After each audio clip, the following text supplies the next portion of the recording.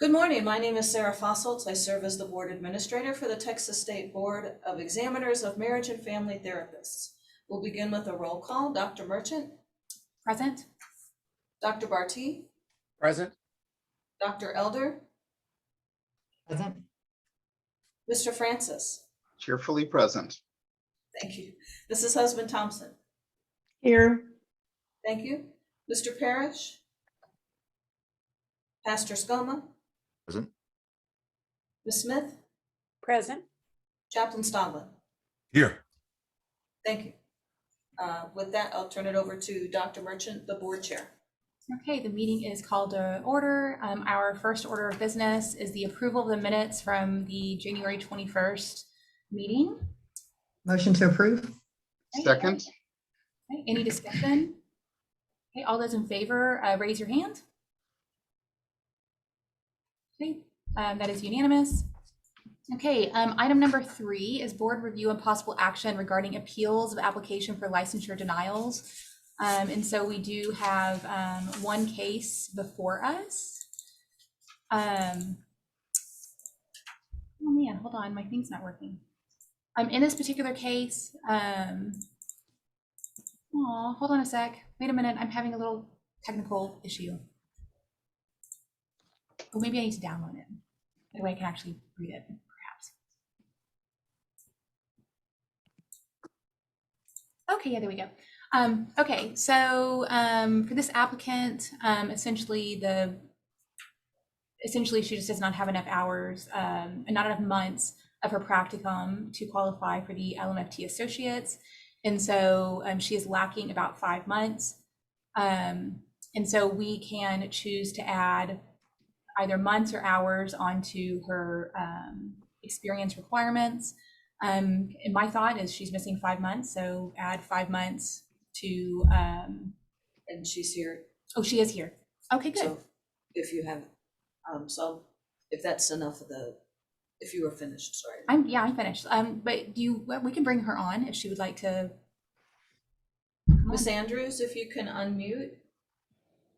Hi, good morning. Good morning. Good morning. Thank you for coming. Oh, absolutely. Thank you for hearing my appeal. I did prepare a rather long speech, though I don't know if that would be helpful at this point. And I'm just quite nervous about how to approach this, but essentially I am asking for the LMFTA to be granted and either the hours be tacked on or because of all of this, I found a PhD program that is completely online. And as a part of that program, they have to, or I have to take a practicum at the end of it. So I would end up getting the hours or having that practicum course in addition to the hours. And I would like to have the LMFTA to start accumulating the hours as I am completing the coursework to earn the PhD. Yeah, that makes sense. Yeah, so what do the rest of the board members think? Jody? Okay, so I was curious in the process of looking through the transcript, I noticed that there's 2 completed kind of like pre-practicum courses. And so if we require 9 semester hours, there's really 1 course required that's not fulfilled yet. So based on that assumption, if you divide 3 courses, and typically we look at 300 hours for that 9 months, then if you would divide that, then that's about 100 hours a course. So if we were to add an extra 100 hours onto her postgraduate internship at 50 direct, 50 indirect, and of the 50 direct, make it 25 couples and family required, I think that might suffice for the hours, but all of that in my mind is dependent on how many hours she already accrued in those first 2 courses. So the difficulty is the school where I attended closed in March 2019. And I struggled to get any kind of response from anyone who was there at the time. And I had not been able to get anyone, even from the sites where I did the practicum at that time. Perhaps because it was, 2007 and they've moved on with life, but that was its own struggle. So, right. Yeah. So I understood that the inability to make sure that I completed those hours could also be a part of it, which is part of the reason that I'm saying that as a part of this PhD program that I have already started, that in adding on the hours, because I did find a supervisor as a part of just kind of adding it on. I do understand if it has to be all 300, since I couldn't verify the first 200 because of the defunct university. So in the practicum doctoral program that you're in, how many hours would you accrue in that course? I don't know the accurate answer to that, but I'm going to look at it right now.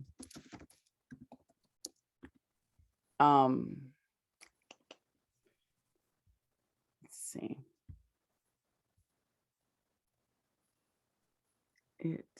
Where are we? Right here.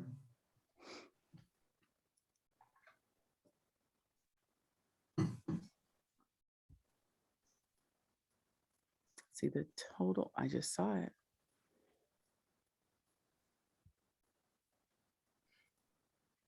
As you're looking that up, Ms. Fassholz, typically, do we take, my understanding is that there's a practicum form that has to be signed by a professor and submitted as basically evidence of the accrued clinical hours during the program.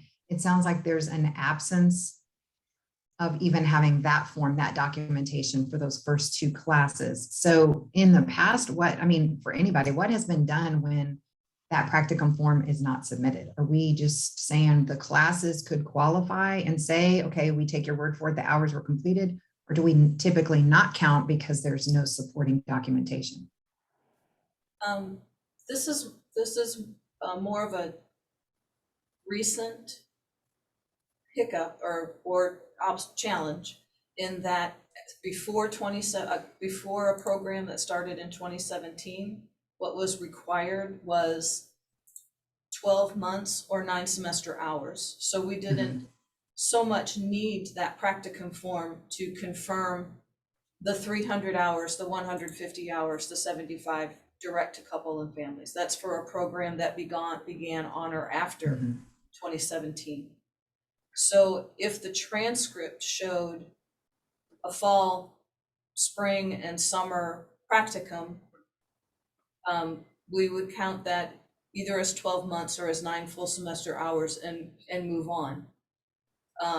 The more recent programs, we do require that practicum, so we know the hours that were accrued, and so we know that it meets the criteria in 114, in section 801, 114, B as in boy.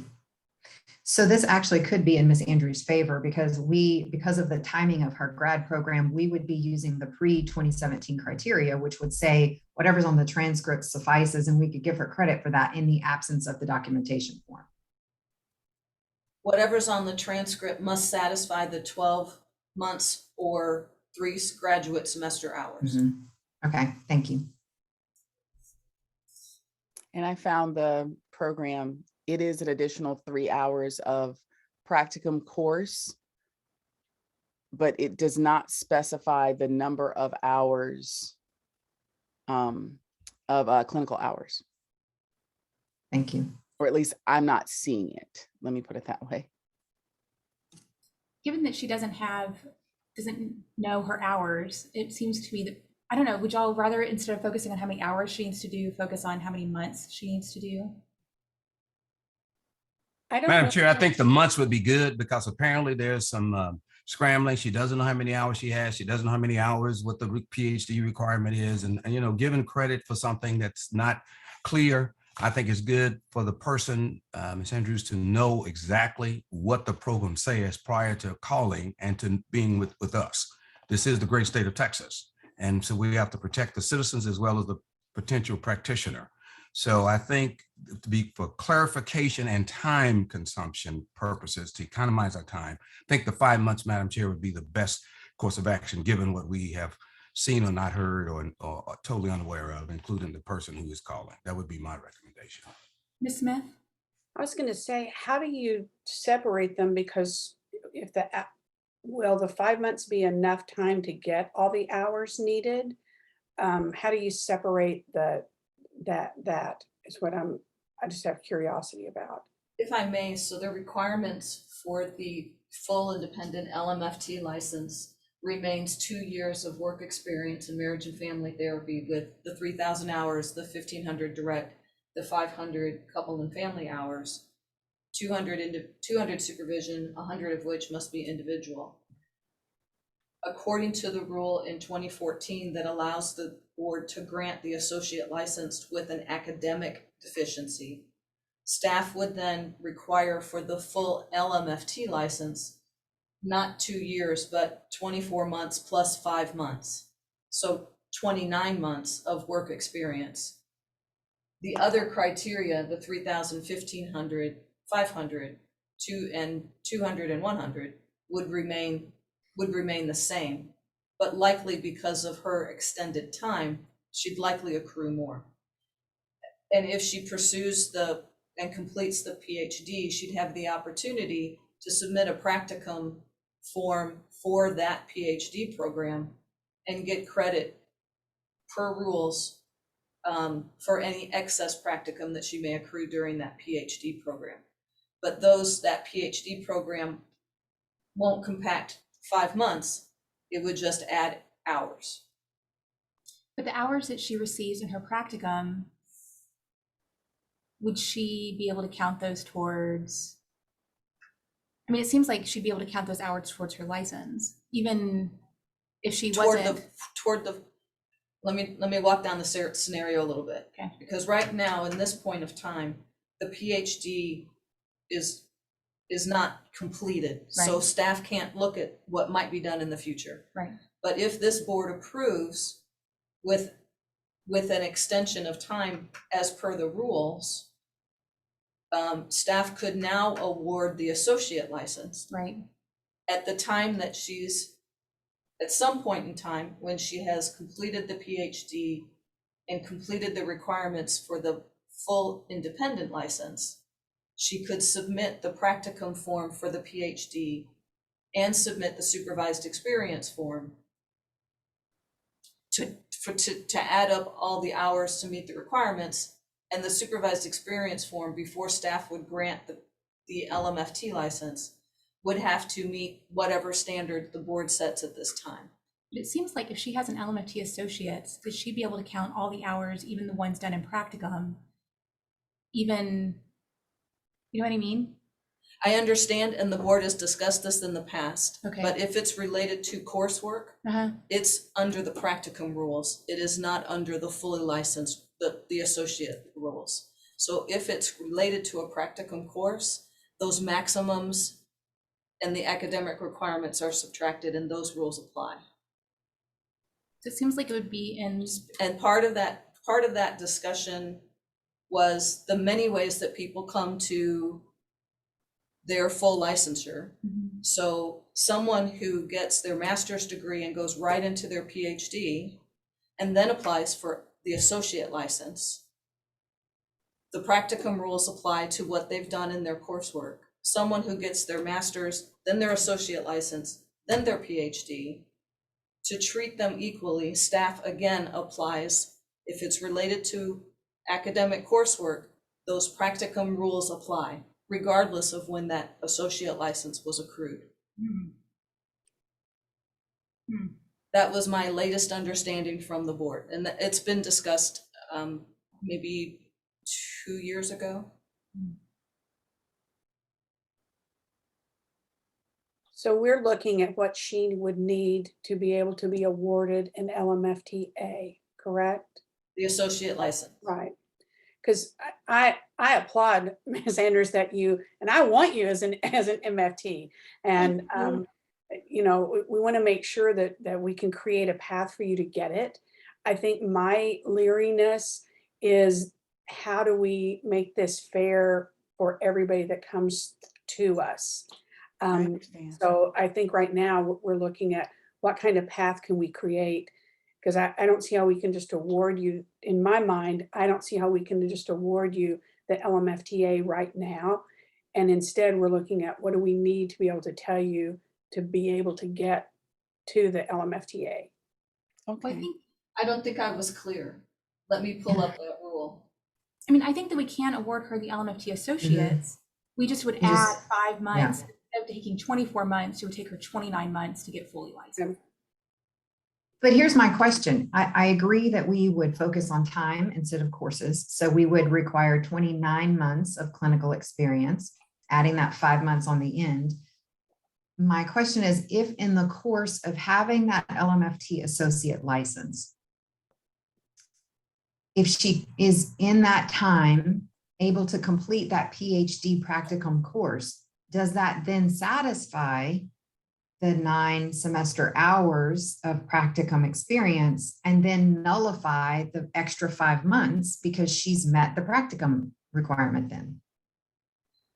The trouble is staff can't know what's going to happen in the future, and staff can't rely on promises. Staff can't assume. Sure.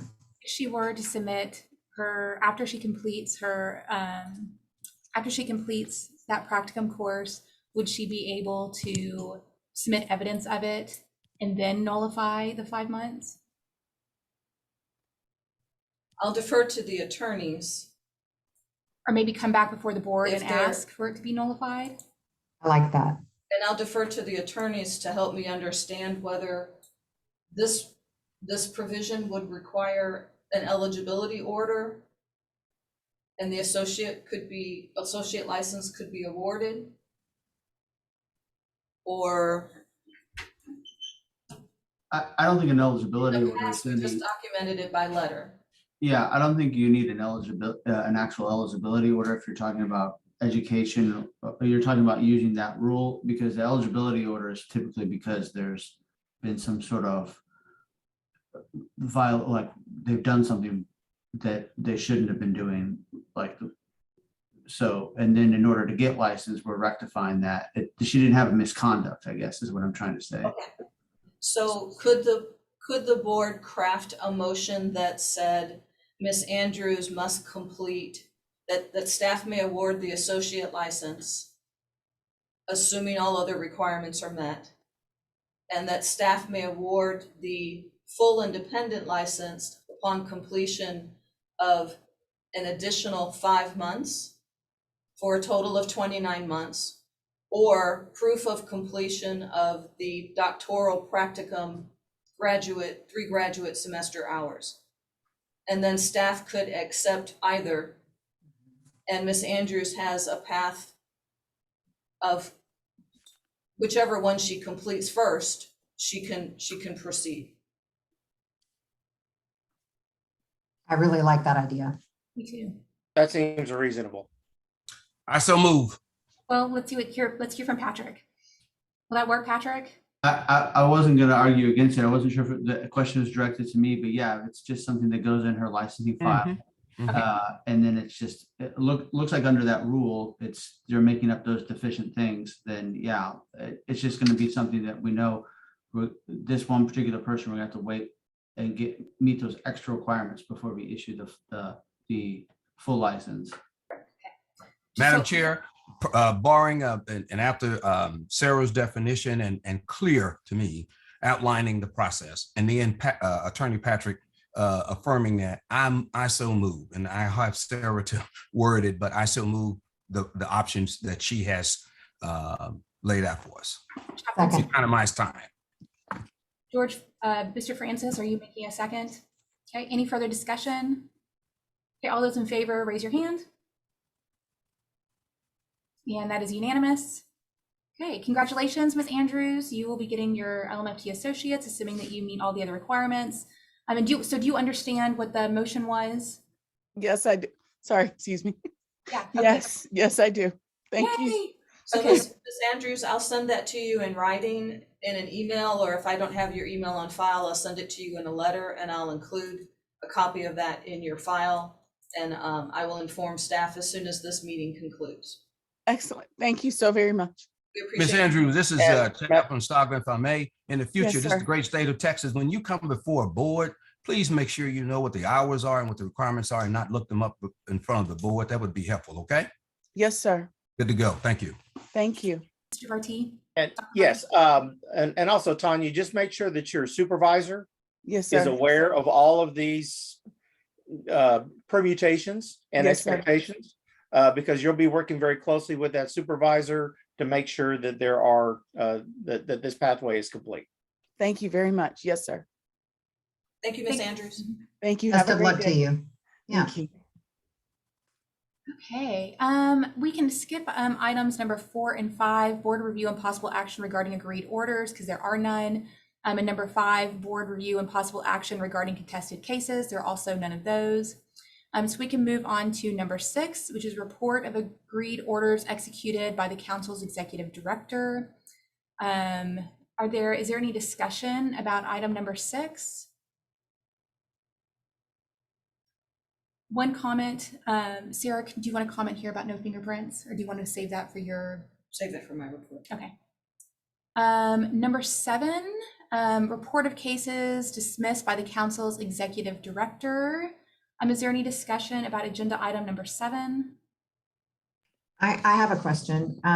Case number 4 on the list involved what I would consider a pretty high level offense, and it was dismissed due to lack of jurisdiction. So I'm curious if this case was passed along to a board that might have jurisdiction to make sure that that practitioner is handled appropriately. Well, The case, I can explain that a little bit if you. yeah, sure. The case was dismissed because the respondent's license has expired. The database is tagged, so should that respondent ever reapply, the case will, a new case would be open. Does that licensee hold any other like a mental health license that we could refer to that board so that they could address it? They do not, Not to my knowledge. but Okay. Sarah, is this the case where he just went into pastoral counseling? He described spiritual direction and spiritual companionship. I'm not sure I'd call that a religious practitioner based on the MFT board's rules. I think that that's sometimes Harvard, people hide under that, just like they do under coaching. So they can keep practicing even if they've misbehaved and can no longer practice under a license, unfortunately. Patrick, is there anything, is there something we can do about this? Like, it bothers me that people will just surrender their license. We've had, one that let it expire, one that surrendered just to basically get, but then they go into life coaching, pastoral counseling, and it disturbs me. Is there anything that we can do about this? Yeah, the problem is that our jurisdiction is over the license, right? Once the license is dead, it's expired. We can't dig it back up. We don't, the only thing we can do is if they are conducting the practice of marriage and family therapy or one of the other areas that we regulate, they're actually, calling themselves a licensed psychologist when they're not. We can tell them to stop doing it. And, but well, in this particular instance, if they don't have a license with us, we can't enforce our rules against them. So the sad thing is, if it was a sexual misconduct case, and it may have happened back when they were licensed, but we either, I don't remember all the particulars of this, but sometimes they get filed after they've already expired, or they file the complaint while the license is delinquent, and then we just, we may rush to try to get it done, but if we can't get it done before it expires within that year, we lose jurisdiction. So that's where our sphere of influence ends, really. So the honestly, a long way of saying no. Unless they cross the line and violate the occupations code by conducting the unlicensed practice of marriage and family therapy, which I don't remember everything about this case, but I don't think that was the case in this particular instance. No, I don't. There's not. The board This is like go ahead. The board has discussed previously putting together some consumer guideline it was discussed more in the context of someone who surrenders their license and then becomes a life coach. But perhaps that guideline could encompass some steps a consumer can take to determine whose license is active and why Yeah. that might be beneficial. Sorry, I also sorry, Sharon. think- I just wanted to add, a licensee they can surrender their license with a board order where we actually take it away, we either revoke it or surrender it. But that's not the instance here. Somebody can't just say, oh, there's a complaint filed and I'm just gonna send a letter in and it's gone. It doesn't work like that. As long as their license is active, and even if it's still delinquent, we can take action against it regardless of if they participate in it or not. But so when you say like they just kind of like walk away from the license, the only way they can do that is if they just don't renew, but then they have, it has to go delinquent and then expire. So. Thank you. And Patrick and Sarah, if somebody goes online to search for this person, does it just say not found, or? It says expired. It says their license is expired.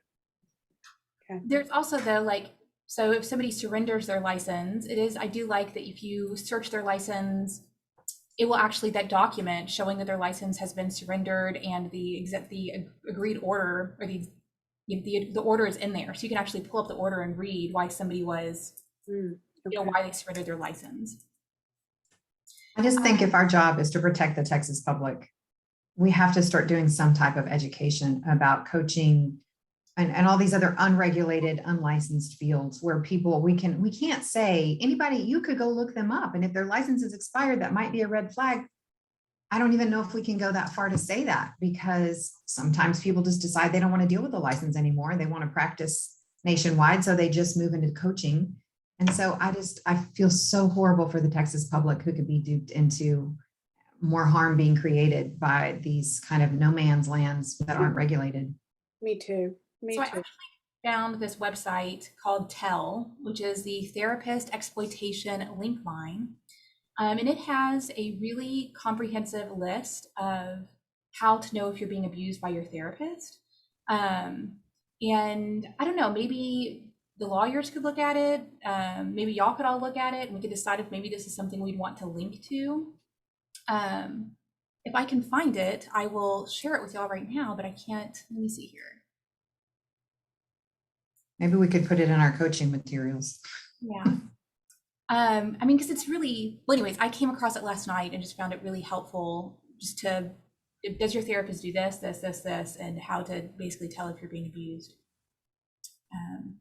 Madam Chair, yeah. Madam Chair, while you're searching, I'm infuriated in part by the situation because Dr. Skoma and I have had our discussions and all that, but the fact of the matter is he and I have both doctorates. You see books behind us and taking this sense of call very seriously. And then people in our field, or the pretenders, we've had this historically, but it irks us. It irks me, and I'm sure it irks Dr. Skoma. If you're a connectional religious community, there are internal trials, there are investigators of their own that will also put it out. There have been recent dismissals, and they have those records available for those who are seeking it. It becomes a legal issue. It's an ethical issue. I think the idea of what Sarah is saying about the consumer pamphlet, I can see rules committee looking at it. I can see ethics committee looking at this, the board as a whole looking at the recommendations as to what can be done from our perspective to protect the citizens of the great state of Texas. And at the same time, the other side of that is sometimes people are so embarrassed or angry that they turn in their license because that person has tried to help that client or family, and then they turn on them because they didn't get the answer that they were seeking. And although the answers they received was in the best benefit, but they didn't like it. So it could be a two-edged sword that on the other hand, the person left the field because they're tired of all of this and litigation and all of that. So I think we have to be careful, although it infuriates us, particularly those of us clergy and in the field who all these years in books and studies and all of that. And then you have somebody to come along and say, hey, I want to do this because I think it's great for whatever reason. And then they violate that oath and so forth. So I know I'm a little rambling today about that, but it really, I think we have to look at it. I think the suggestion in and of itself is great, and how we go about it. And I think it crosses sections, Madam Chair, rules, ethics, standards, licensure, and all of that. And I think Sarah is onto something when she says maybe a consumer process, procedure, checklist, something like that. I think that's a great idea to at least to begin with, and see how we can expand that a little bit. Yeah, the outreach committee discussed this in our last meeting, which was, I think, in January, somewhere around there. And so we just need to probably bring it back to the outreach committee again to figure out what we can maybe do in this arena.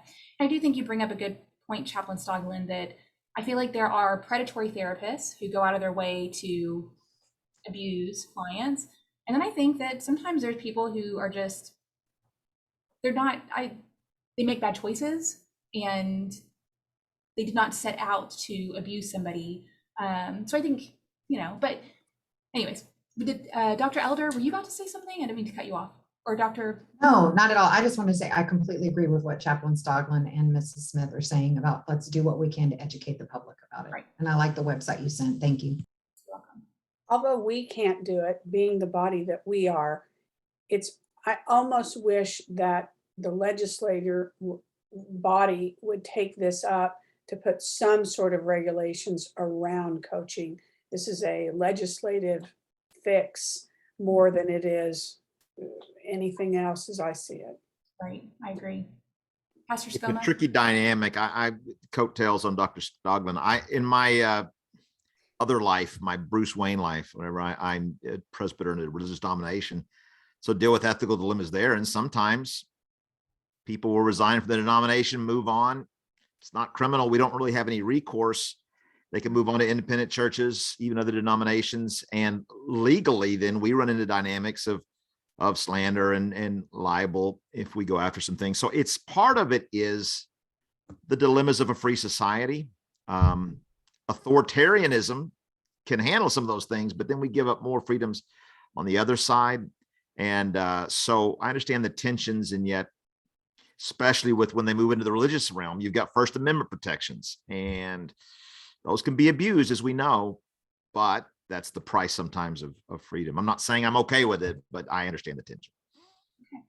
And you know what, Dr. Skoma, to add to that, Madam Chair, perhaps the suggestion of Ms. Smith about what could we do, BHEC representatives, perhaps you can put that on the agenda to discuss it BHEC wise, to see what could be done, if anything, to lobby potential legislatures with what Dr. Skoma outlined profoundly.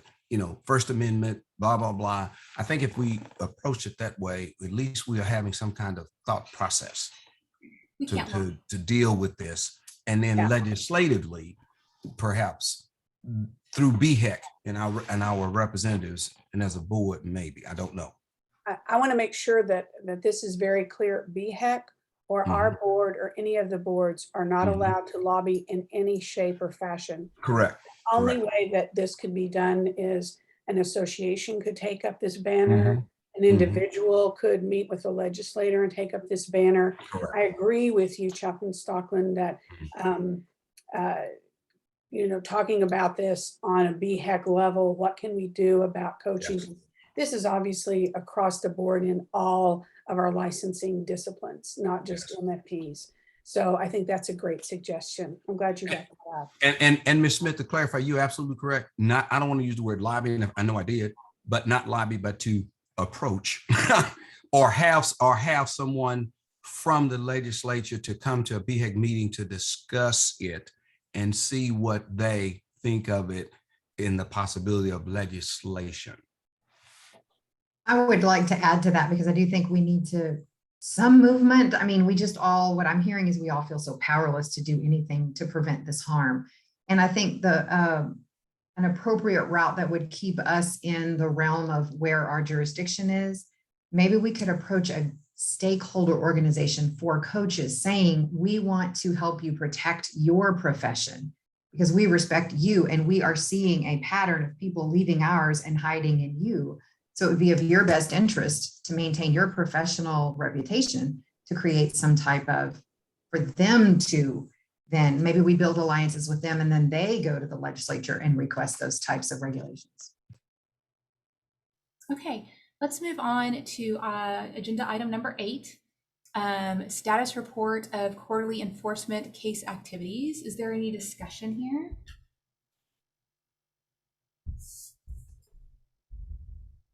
Okay. I just want to say that we only have 54 open cases, and that is fantastic.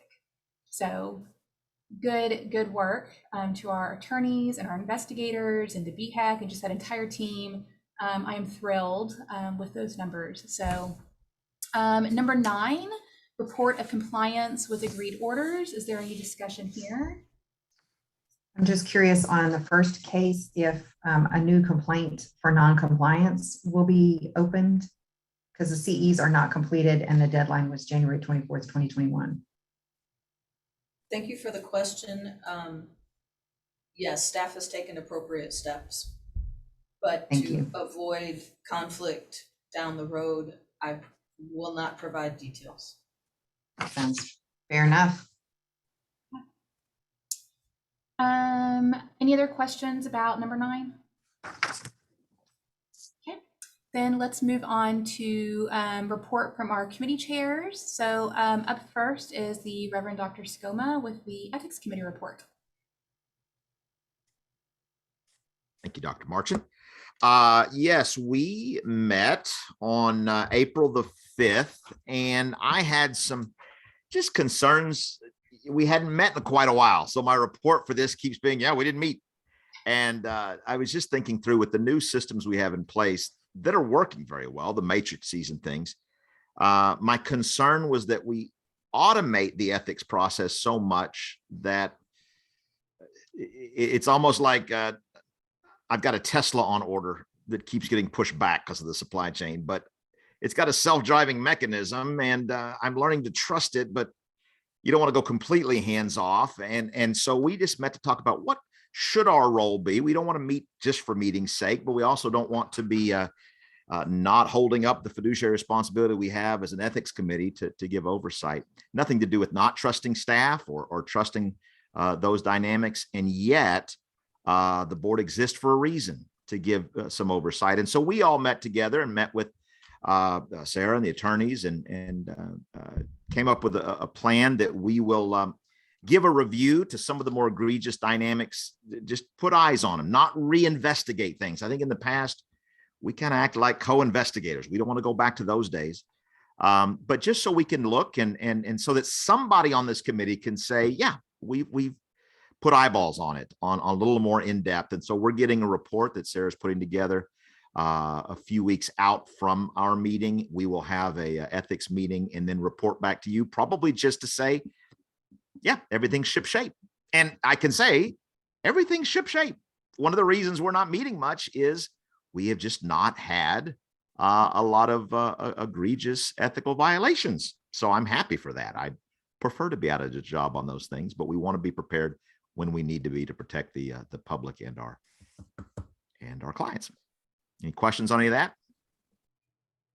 I would like to add, I really like this. I see it kind of as a checks and balances system, just to make sure we as a board are part of that process, even if it's just eyes on. So I appreciate, this is extra work. So I appreciate you being willing to take this on. I do have a question about the process that's outlined in the bottom of your report. The last bullet point on the first page says staff conducts a private and confidential informal conference or convenes a member board's private and confidential disciplinary review panel. And my question is, how and by whom is that decision made? Does it go to ISC or DRP? How's that decided? It depends. I'll let Patrick answer. Oh, I was going to let the attorney answer that. Yep. There's a specific rule about in the BHEC rules about ISCs, and to summarize it or paraphrase it, it generally what it says is if the rule violation that you're talking about is something that's going to need expert testimony, then staff has to choose a board member. If it's something that does not require that, staff can do it themselves, or they can also still involve a board member. But the easy example I would give is, under law, there's upon receiving a written request, you have to respond within 15 days. If they don't do that, and we have somebody that took 6 months to respond, we don't need to waste a board member's time. That math, I'm not great at math, but that's not that hard of math to figure out. So staff can do that, and we don't necessarily need to waste your guys' time with that. Whereas if it's something to say, well, was this therapy appropriate? Was that professional standard something that we really are going to need somebody who's boots on the ground in the profession saying, yeah, that they didn't do that appropriately, or they didn't administer this test or score this test appropriately, or whatever it might be. That's definitely going to need a board member. So that's the general rule of thumb for it. But so staff sometimes will use board members to just sort of get their feedback on things that don't necessarily meet that standard, like they could do themselves, but they sometimes like that. So Thank you. Example of that, Dr. March and I had a phone conversation a week ago that Counselor Hyde said, hey, get your feedback on these couple of things. And we just kicked it around and gave some feedback, and they're good at that. And by the way, if I could, just that document you're referencing, I meant to mention this. Sarah did an excellent job of putting together a little overview of the complaint process, pulling from here and there. I know it's all in the statute, but sometimes, to have it clearly delineated in a bullet form, this is good for the public too. So if you're watching, is this document available, or is this just for the team, Sarah? This is for the board members. Okay. But we do have a web page that explains the complaint process and has the complaint form. Great. So I'd encourage you to check that out, but especially for the team here, being familiarized, even if you're not on the ethics committee, with how that process works is helpful, because this is a big part of what we do as a board. And of course, as the committee, we don't handle it. We're just here as your servants to the general board to save some time, but ultimately ethics is all of our responsibilities. So thank you for that. Thank you, Reverend Dr. Skoma. Okay, B is the report from the Licensing Standards Committee, which would be me. I'm the chair there, and we did not meet. But I do have a question. So going back to Ms. Andrews, is it possible that the committee could have handled that, or that a board member could have handled that, as opposed to bringing it in front of the entire board? is that a question for me? Yeah. Oh, I'm sorry. Yes, Patrick, or anybody wants to answer.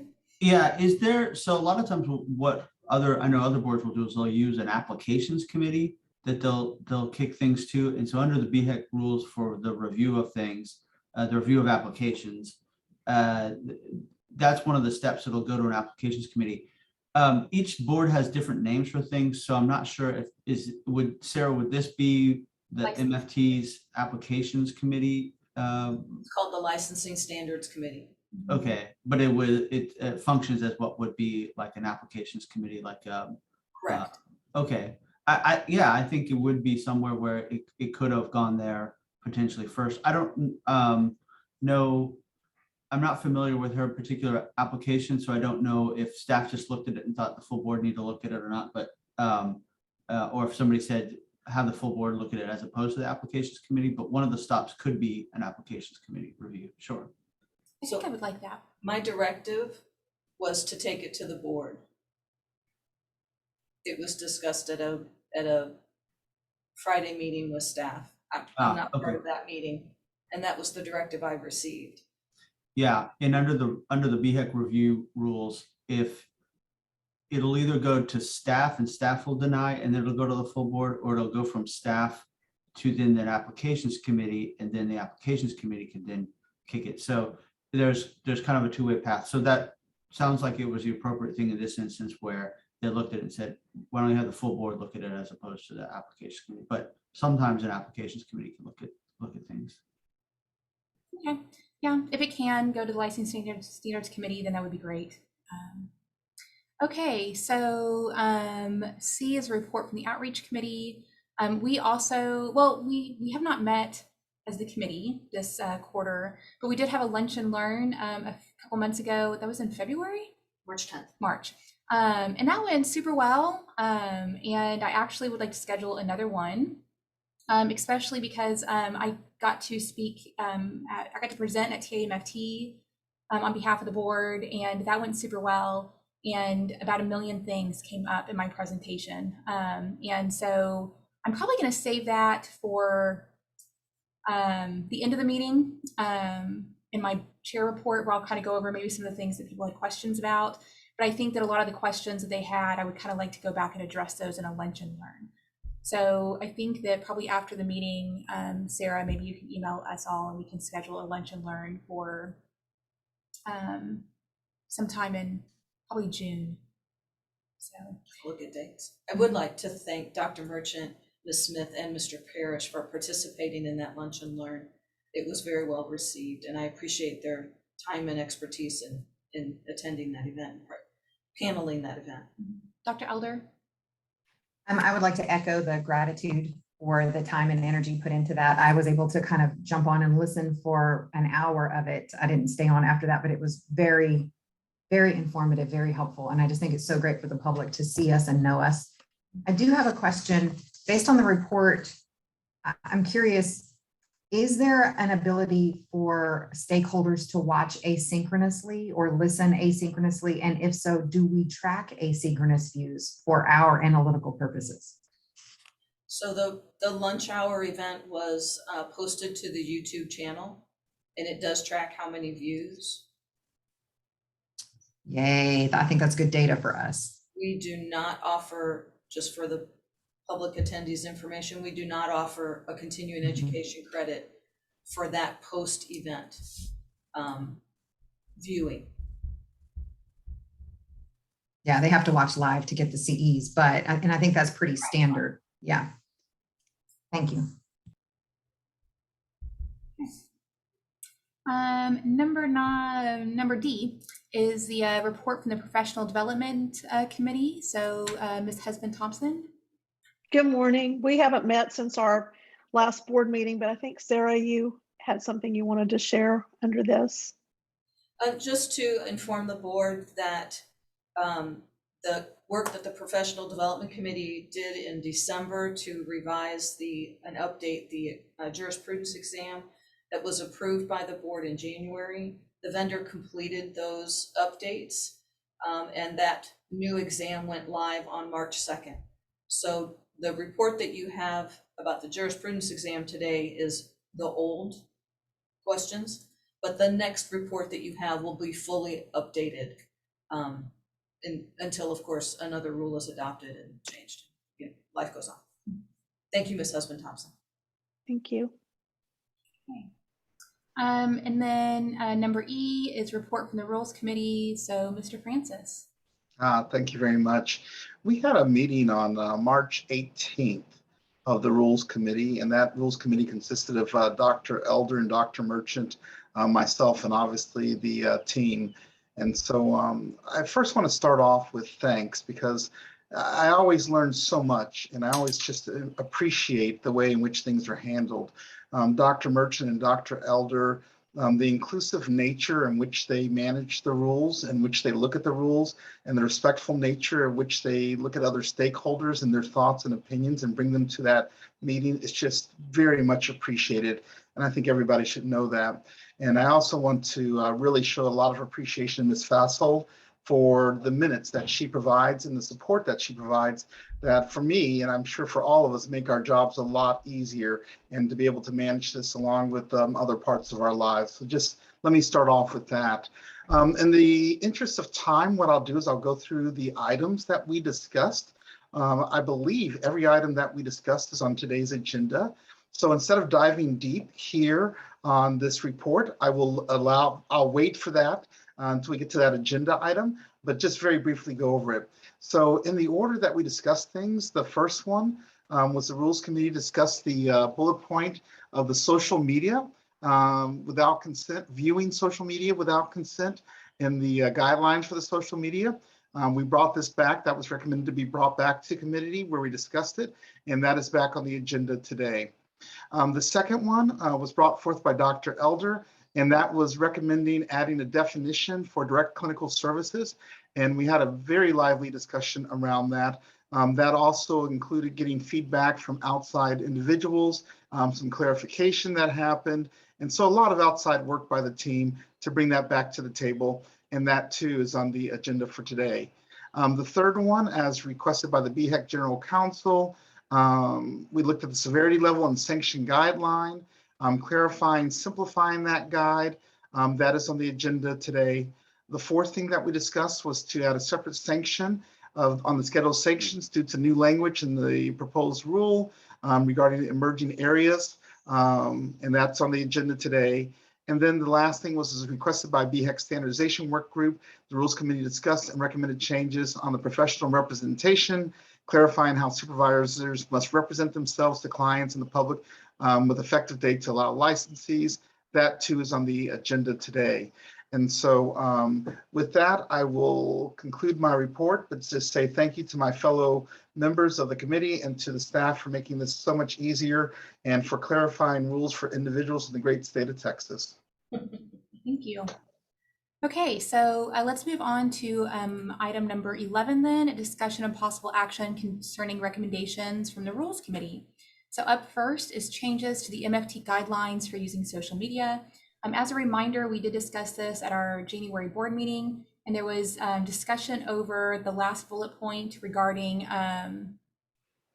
avoiding viewing clients' social media pages without consent. We kicked this back to the committee.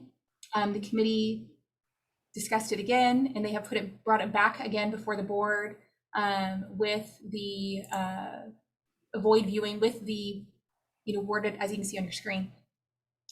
And so I will open the floor to discussion, but today I do not want to kick this back to committee. So we are going, as a board, going to make a decision today about how we're going to publish it. So is there anybody who would like to begin the discussion? Dr. Merchant, if I may, please. Yes. I think one of the discussion points that came up in the committee was that there's a difference of how social media is viewed by different demographics. And so as individuals are coming out into the profession today, social media is considered just a regular component of everyday life. It is something that you start in the morning and you end with at night, versus other groups where that's not necessarily the case, who did not grow up with social media. And as such, the thoughts and opinions on how to use social media and what role it plays, there's a very difference of opinion. And we discuss, is this taught in school, or is this, where do you learn about the do's and don'ts? And there's not necessarily a standardized place or standardized way to do it. Thus the recommendation from the pros group of why it might be included in our guidelines. And so that was something that we did not discuss last time. I wanted to bring that element to the table this time. Thank you for that. So I think there are several arguments for including it. And I think we're all probably in agreement that therapists should not be looking at their clients' social media without their permission. Patrick, do you want to talk about some of the reasons maybe not to include it?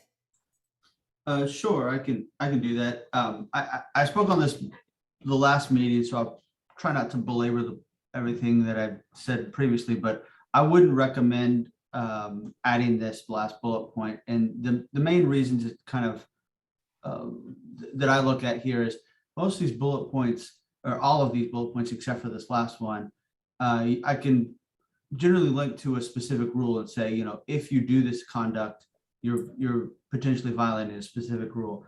There's no rule to link this last bullet point to. And so in my mind, this is truly more of a best practices as opposed to the minimum standards that all the other sort of bullet points are more or less talking about or referencing. And so the issues will be is, I think it'll cause unwanted consequences, because you'll have people looking at this saying, well, my therapist looked at my social media and I didn't give them consent. And then if they file a complaint, they'll say they violated this policy. which we can't use this policy as a basis for a violation. Like, this is not something they're gonna say, we're gonna sanction them for violating this policy. So I'll stop talking because I can go on for too long about this, but I just don't think it's a good idea to add it. So I wouldn't recommend it. Patrick, are there any other licensing boards that have any kind of similar language? As like that particular bullet point? I mean, Yes, the other boards yes. have have worked on or put up different guidelines like this. And I think LPC has one that looks very similar to this. It does not have something like avoiding client social media posts. And neither does psychology. I don't remember every single bullet point, but I'm 100% certain it doesn't, because that would, so some psychologists do a lot of forensic work, and if they followed that bullet point, they would actually be in violation. They wouldn't be meeting their minimum standards of the forensic evaluation, because they would potentially need to be looking at those sorts of things. So it depends on, I understand this is probably more in the context of therapy and not in a forensic setting, but the short answer is no. Okay, good. Thank you.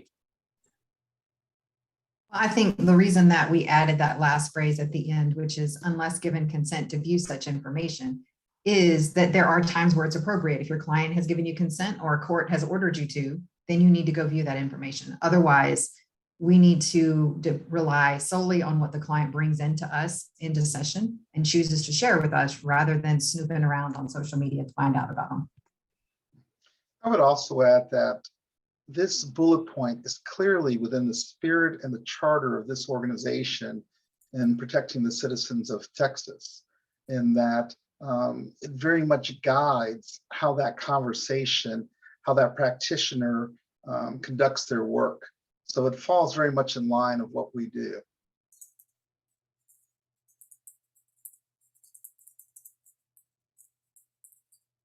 Other thoughts or discussion?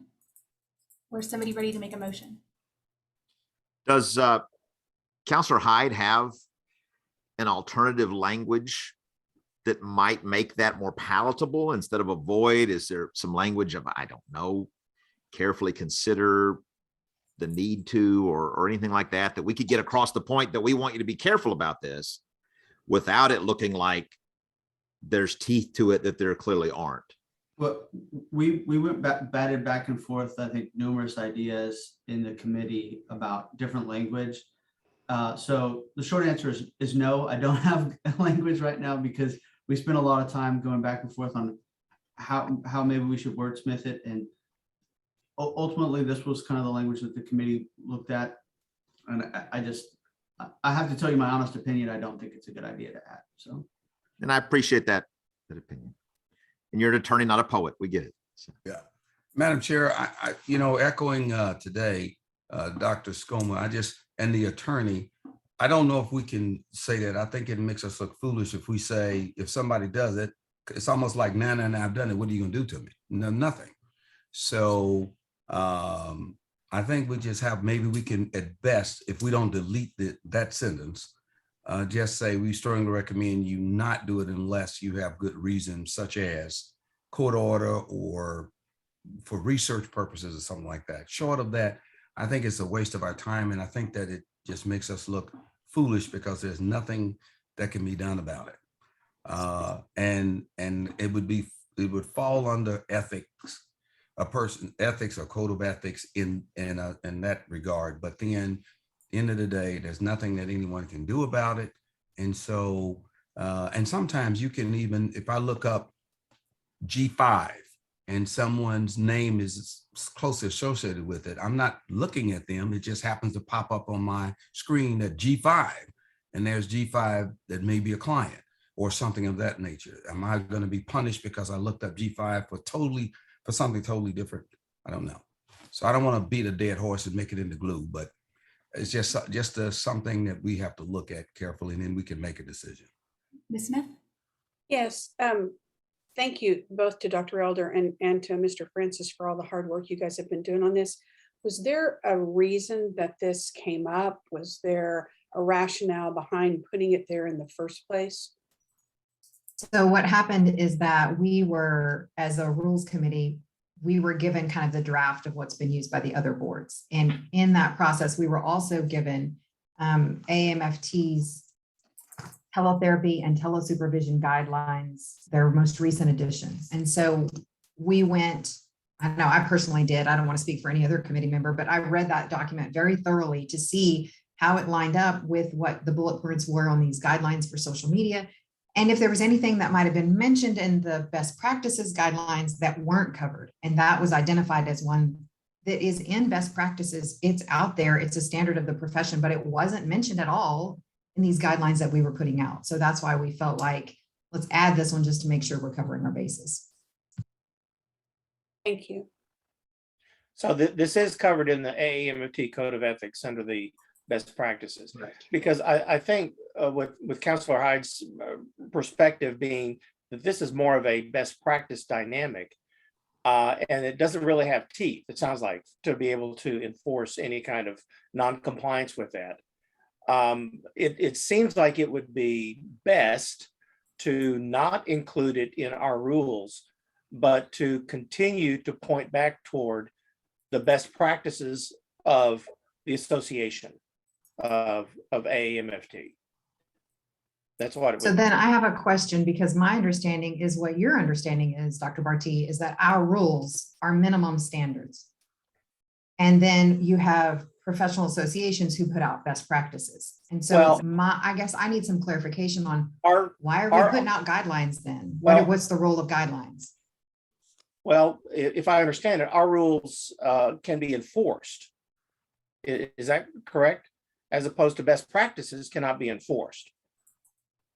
Best practices are, these are really good ideas to do these things, but they can't really be enforced if there's non-compliance for them. And what we do is we have parameters that have enforcement components to them. And Yes, I absolutely This line agree. item doesn't have an enforcement component to it. And so I guess I'm curious, I understand the dynamic between our rules and best practices from professional associations. I guess the thing I need more information about is our decision to then create guidelines that don't echo best practices. I don't understand the role of why we're creating guidelines. Why would we do that if we're just going to stick to the rules in those guidelines anyway? Patrick? Yeah, so I guess what you're looking for is what's the purpose of this guideline? Like, why even issue the guideline in the first place? And it's the general purpose is to inform the public, right? And also licensee base. So we oftentimes get questions, and it's sort of, I almost look at it as sort of like an FAQ. People want to know more about social media and things like that. And so some of these policies we put out to try to help provide some general information to set people on the right path. And so if you look in the actual guidelines, at the end of it, it does say licensees are encouraged to look at the association's guidelines for best practices and incorporate those where they're congruent with our state and federal laws. So we cite to it for them to look at and try to follow. But again, those are not enforceable because those aren't the standards that we promulgate, that we tell people that they have to follow, so. Thank you. Dr. Elder, I understand where you're coming from on why we're doing this. I think we also have to look always, whenever we publish these things, well, how is that going to come back to hurt us as well? And I think that's what I took from Mr. Hyde's, from Patrick's explanation of the enforcement thing. If somebody says that we looked at it, we don't have like written permission, but they gave us verbal permission, then have we violated? Are they going to bring that charge up against a practitioner? So for me, I am not in favor of including that last line. I am in favor of leaving that off and, perhaps having something that said, always refer back to our standards, but best practices by AAMFT. I don't think that, I don't normally look at how are we going to get caught? I think that that's Patrick's job to protect us from ourselves sometimes. So that's the way I was looking at that. So Ms. Smith, do you want to make a motion, or does somebody else want to make a motion? Are we ready, or we still want to discuss? I'll move, Madam Chair, that we have all the rules except the last line. Second that. I'm sorry, who's, Hold on a minute. If we do that, does that mean that we also approve where the maintain, where it's scratched out professional counseling and it just says marriage and family? So we do approve that piece, yes? That would be based on this motion, correct? Perfect. And we do approve the reordering because we did change it from last time. We reordered like the first 4 or 5 bullets. So I think all of that stands. Perfect. Correct. Perfect. Thank you for that clarification. so Chaplain Stogland made a motion. Was there a second? I'll second. Ms. Smith seconds. Okay, all those in favor, raise your hand. Any opposed? Okay, so we had 2 opposed and the others in favor. So the motion passes. Okay, let's move on to item number B, changes in Title 22 regarding definitions. Dr. Elder, do you want to maybe talk about how this came up? And then Mr. Francis, if you want to jump in about any of our discussion, that would be great. And then we solicited feedback from TAMFT. I also brought this up at the TAMFT presentation and got a ton of feedback that I will be glad to share with you guys. So let's just kind of go in that order. So Dr. Elder? And Madam Chair, I apologize for interrupting. Ms. Fassel, if you can show the language on screen, it might also be helpful for people to see what we're discussing like you did before. That was very helpful. Thank you. Sure. So just really briefly, in various discussions, it became clear to me that there is some uniformity in everyone's understanding of what direct clinical services to couples and families means. But then I noticed in further discussions that there were some professionals who had very different perspectives on what that meant. And then there was even some disagreement, quite frankly, among staff and board members about what does constitute, what would count in those 500 direct clinical services to couples and families. And so I felt like there was some consistency and clarity that was needed for licensees and stakeholders regarding this issue. So it was brought, and I think committee worked hard on it. I'll pass to.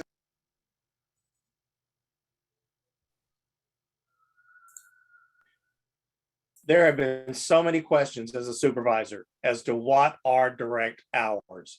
And I really like this. I appreciate and applaud the work that went into wordsmithing this. It seems really, really good and very, very clear and non-ambiguous at all. And I applaud that. Okay. Any other comments before I tell you some of the feed, Mr. Francis? No other comments. So some of the feedback that we received both from TIMFT as well as from at my presentation was primarily concerned. Okay, so one part of it was that when asked for examples of things that would be count as hours, one of the examples that we gave was say group work in an inpatient center, or group work in a juvenile justice center, group work in a prison. Because those people all live together, that would be residential treatment or situationally connected systems. Okay, so that was the first place where we got some pushback. Was some people said that that those things should not count as relational, that those aren't maybe necessarily enduring or ongoing. If you're in a 30-day treatment center, or even if you're in prison together, or in juvenile justice center together, that those things aren't necessarily ongoing. And so there's pushback against that. On the other hand, other people were like, I've done most of my clinical work in juvenile justice centers, and these people live together, and they have drama, and they have struggles, and it's very, very systemic, the work that we do with these people who are living together for a long time. So that was the first kind of, anyway, so again, there were some people who were in favor of it and some people who were not.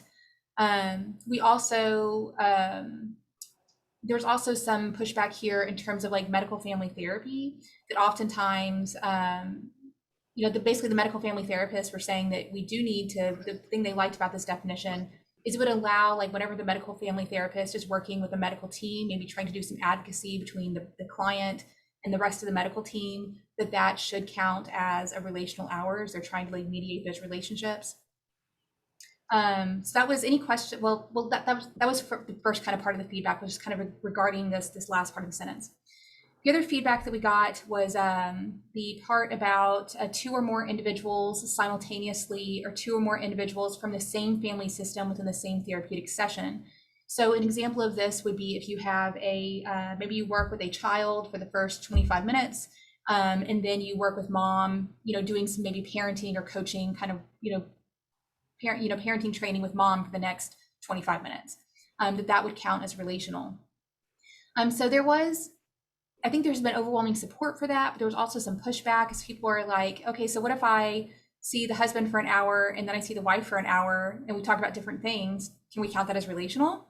Because it's the same therapeutic session, or it's the same, same system. So there's a little bit of pushback regarding that. So anyways, so that was just some of the, but let me just say this. Overall, people were really happy that we were trying to clarify, because of, as Dr. Elder mentioned, there is so much, it's just so different across the board, and what one supervisor counts, another supervisor will not. And so there was a lot of appreciation for us trying to clarify the rule. Let me also say one more thing.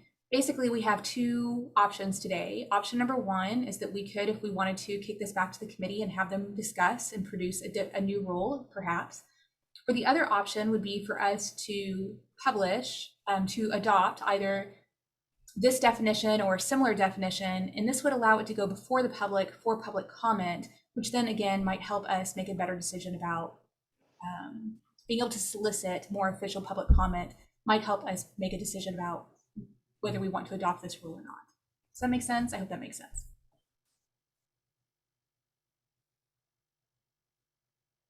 Chair Merchant, are you willing to take a motion at this time? I'm willing to take a motion at this time. The motion would be that we accept the language as presented by the Rules Committee, and that we move this forward. Okay. I have a second from Dr. Barti. I'll second.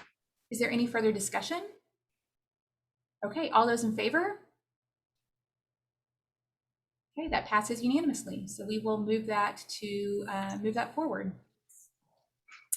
So to clarify, the process is that this board has recommended publication of proposed rules.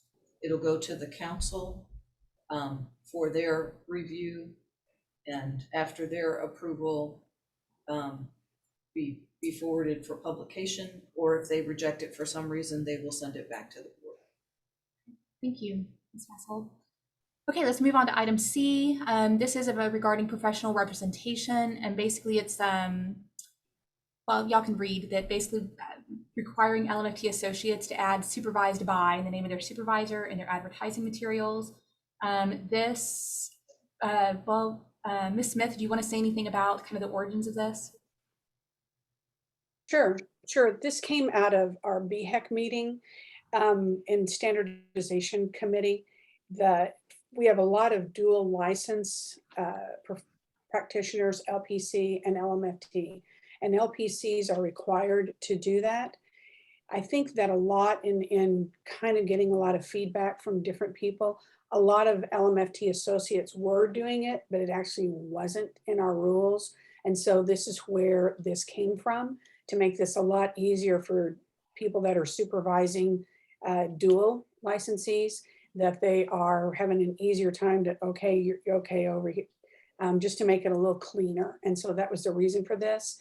It also allows the public to understand what is happening, and that they are still working and they're working with somebody, that they're not just out on their own. So that was the rationale behind adding this.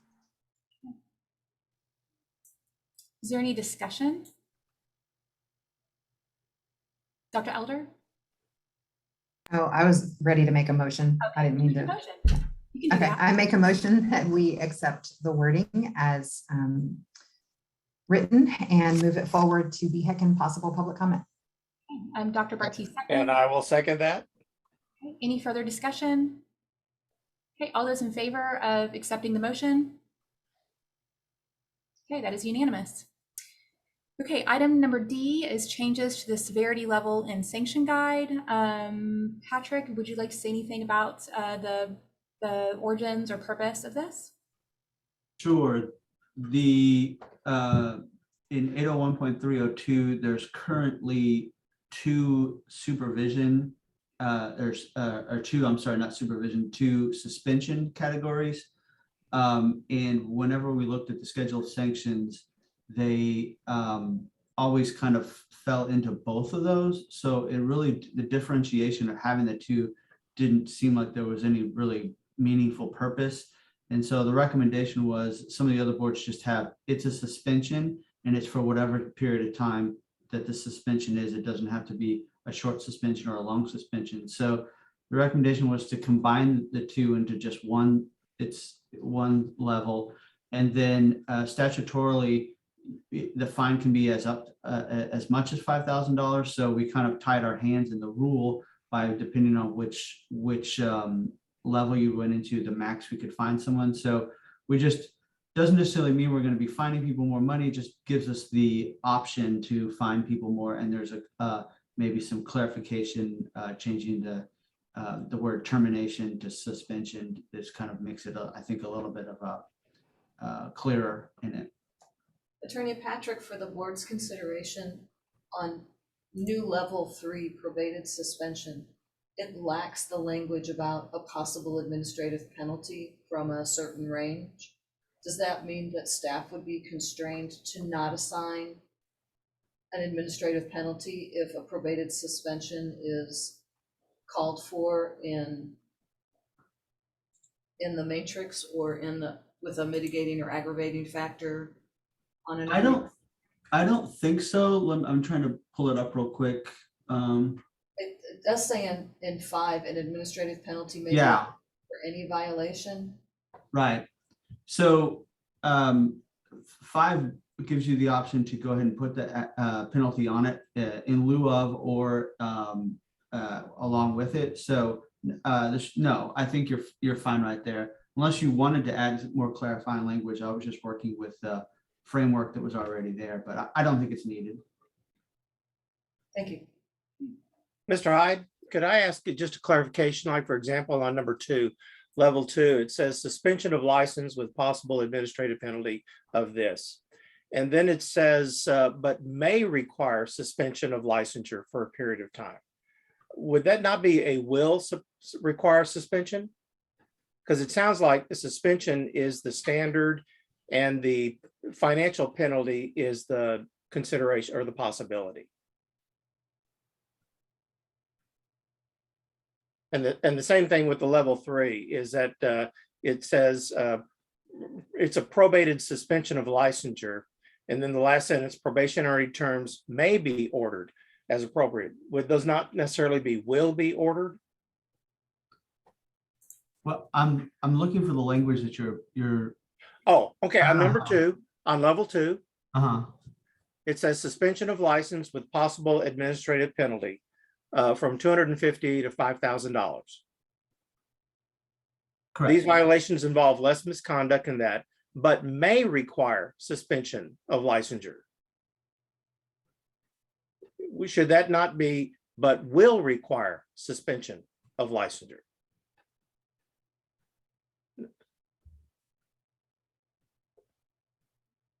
In other words, level 2 infers that you may not get suspended. That last sentence. Yeah, the may is discretionary. The will is mandatory. So, I mean, leaving the may in there gives us more flexibility. But so I think it's fine as it is. If you wanted to change it, you can. But I think I hadn't seen it that way before. So I see what you're. I think may is actually the better way to go. Okay. All right. Well, that's fine. It just seems a little a little waffly. Level 2 is suspension of license with a possible administrative penalty, period. But then it says, but it may require suspension for a period of time.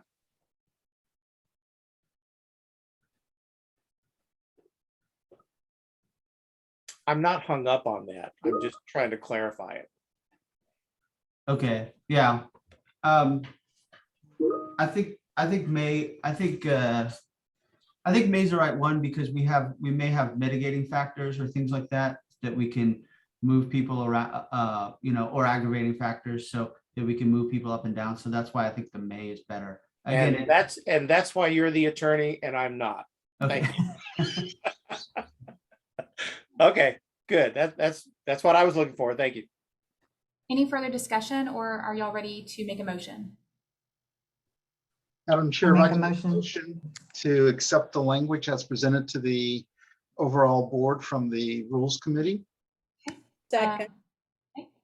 Any other discussion? Okay, all those in favor, raise your hand. Okay, motion passes. That's unanimous. Okay, E is changes to 801.35, the schedule of sanctions, to simplify the grid by removing the rule descriptions. Mr. Hyde, Attorney Hyde, do you want to give a brief explanation of this? Sure, this is just simplifying everything into much, I think, an easier to use grid format, and then it condenses everything into the 4 levels that we have instead of the 5 levels. But this way we can see you violate this rule, that's the box you fall into, right? It's a level 4, it's a level 2, whatever it might be. It's easier to use, and I think the way we have it currently potentially can cause some problems.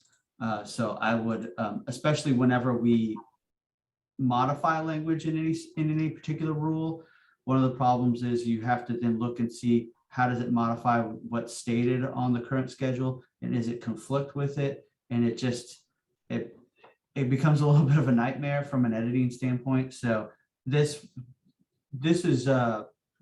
meets what we need to have, which is a scheduled sanction. I think this is just a cleaner, more efficient way to do it. So if you have questions on it, I'd be happy to answer. But I mean, I think that kind of sums it up. Yeah, and this is primarily used by staff, Right. So this is a staff-friendly document this way. Yeah, and so are ALJs. Okay. Any further discussion, or does somebody want to make a motion? I'll make a motion, we accept it. Okay. Who wants to second? Chaplain Stoglin is seconding. All those in favor, raise your hand. Sorry, I didn't see you raise your hand, Daniel, for the second. Okay, that's unanimous. Okay, then let's move on to number 12. Discussion and possible action regarding the jurisprudence exam. So any discussion about item A?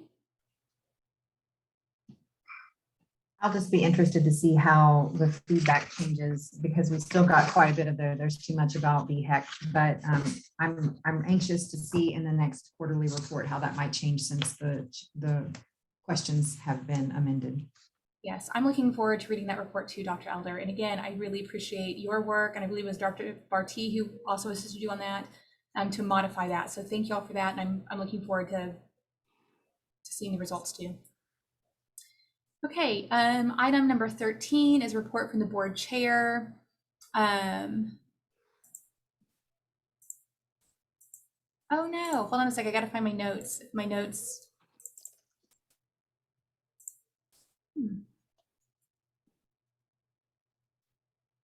Okay, hold on one second. Actually, does anybody need a bathroom break or anything? Are we good to keep going? Okay, let's take is 10 minutes enough time? Okay, let's do a 10-minute bathroom break.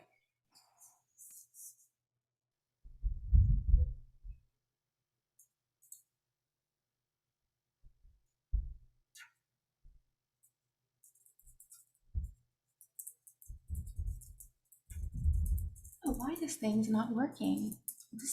It's just a different format, I guess, than I'm used to. Very annoying. You guys need to mute. Okay.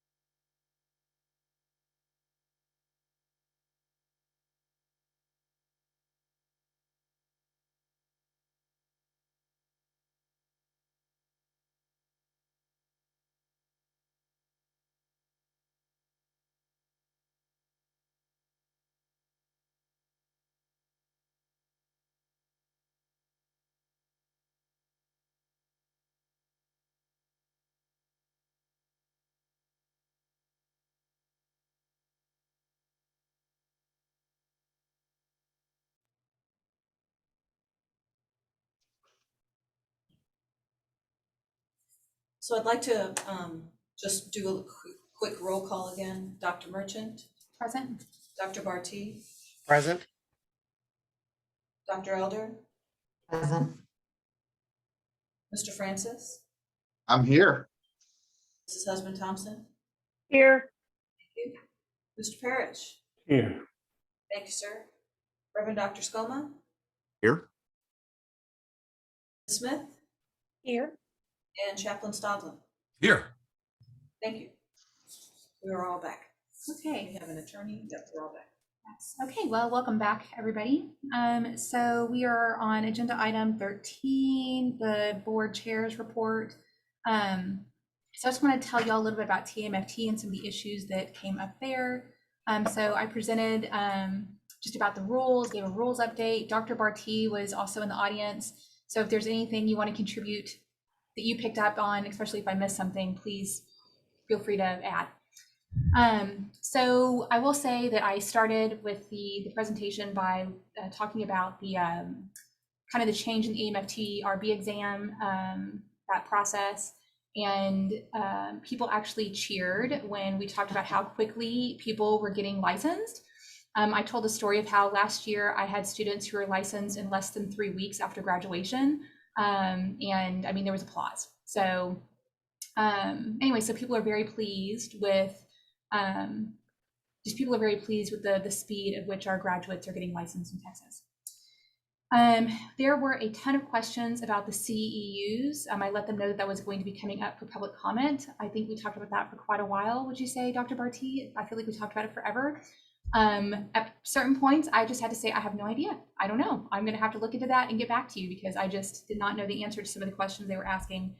And I think that's one reason why we need to have another lunch and learn. The questions that I didn't have the answers to were things like, if somebody writes a book, how many hours can they count towards writing the book? And, our rules say it's an hour per hour. So I'm like, well, I guess it would be, if you spend 5 hours writing a book, then I guess you count that as 5 hours, but I don't know. So let me check on it and get back with you to be certain. So there were a lot of questions like that I just didn't have the answers to. Another one was the like that Psychology Today and other journals will sometimes offer CEUs for reading an article.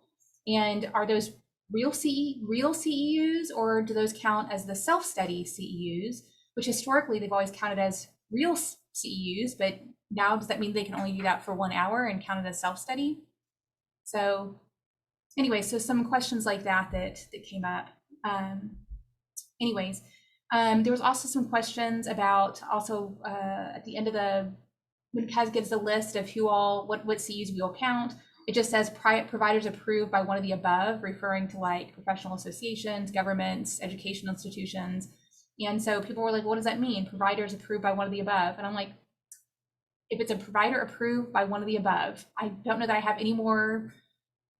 I don't know, I guess I'm assuming, I don't know, maybe TMFT will come up with some sort of approval process. And if they approve of you, then that would be approved by one of the people above. So so there was just lots of nitty gritty questions. There were also questions about this kind of came up afterwards.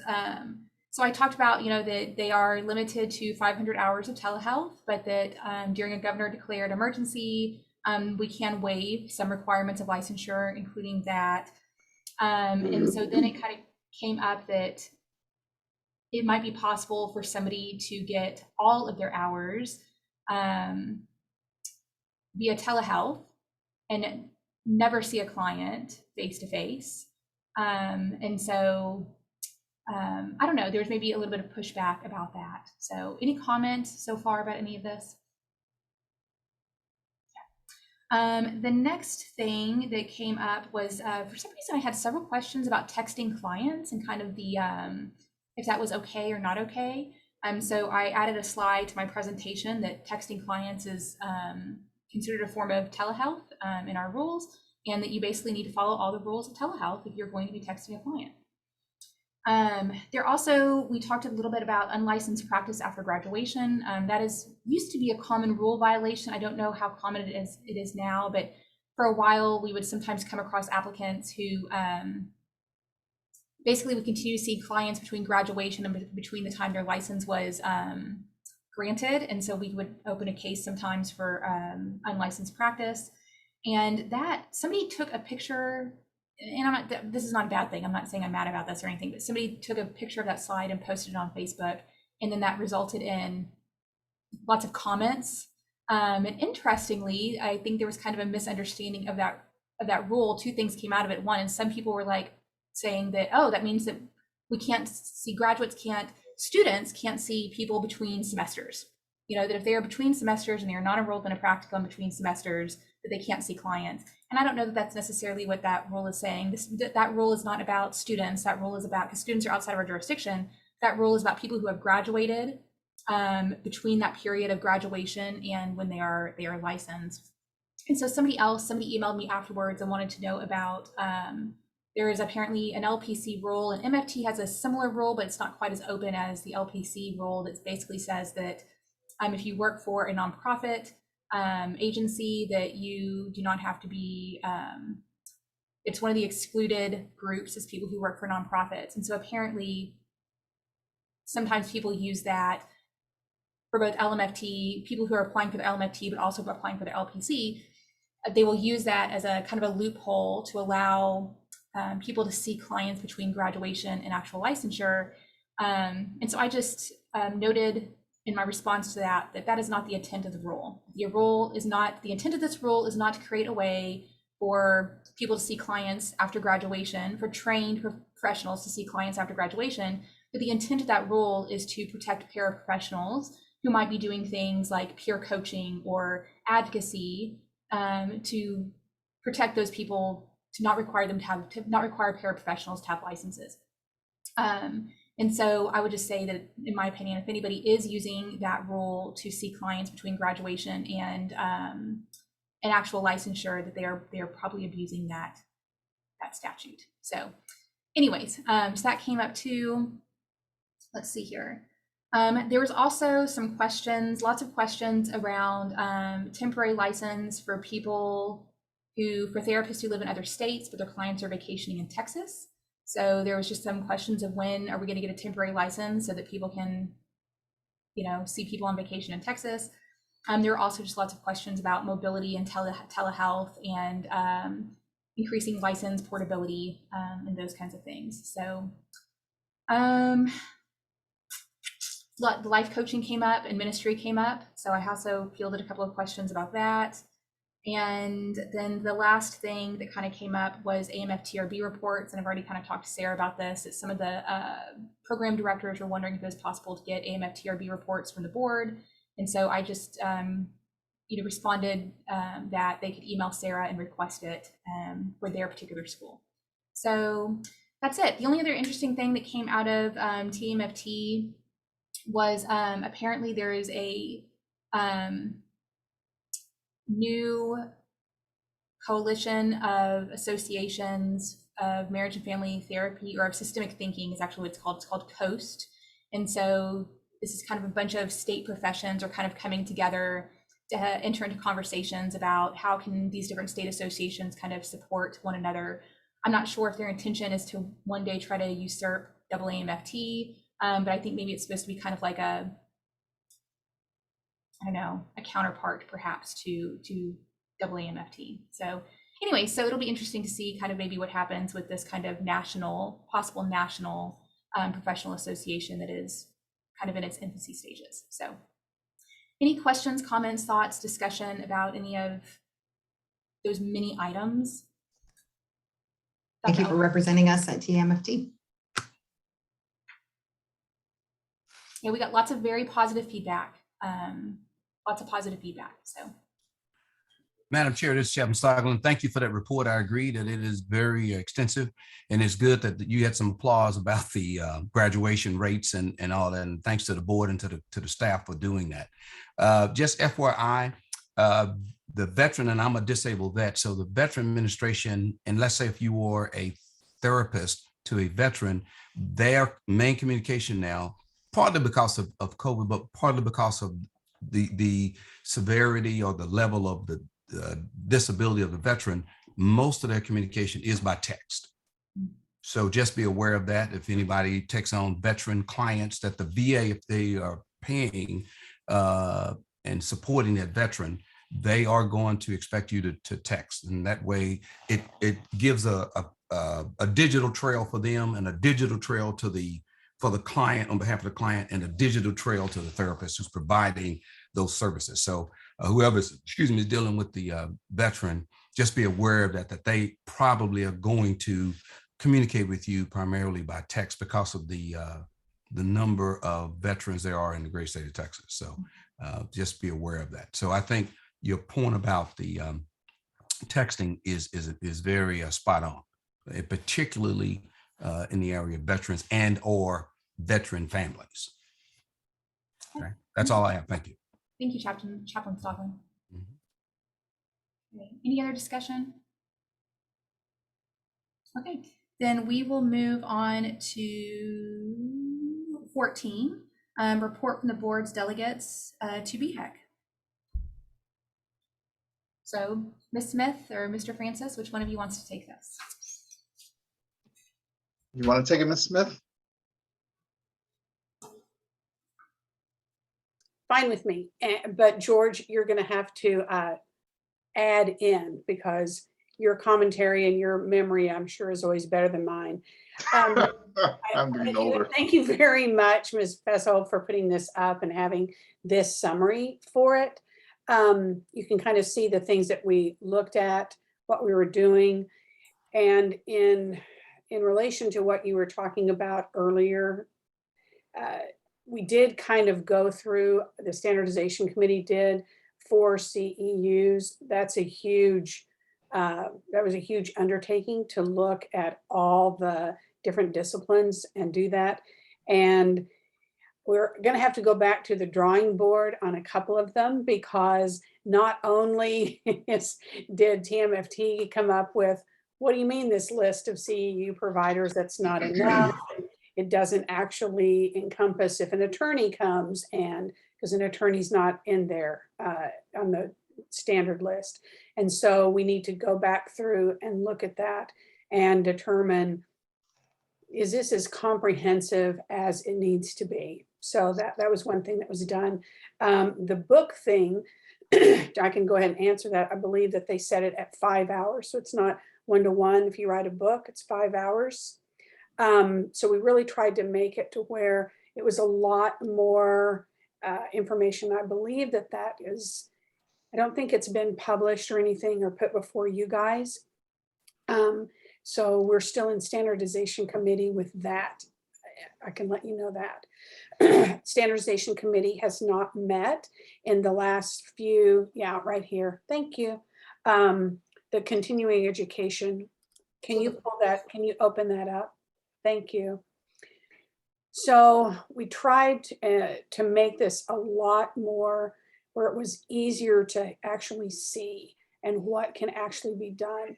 And so I encourage all of you out there that are listening to go and make public comment, because it's being published right now about this. We've already gotten a lot of public comments based on that list. It is, I'm looking up here.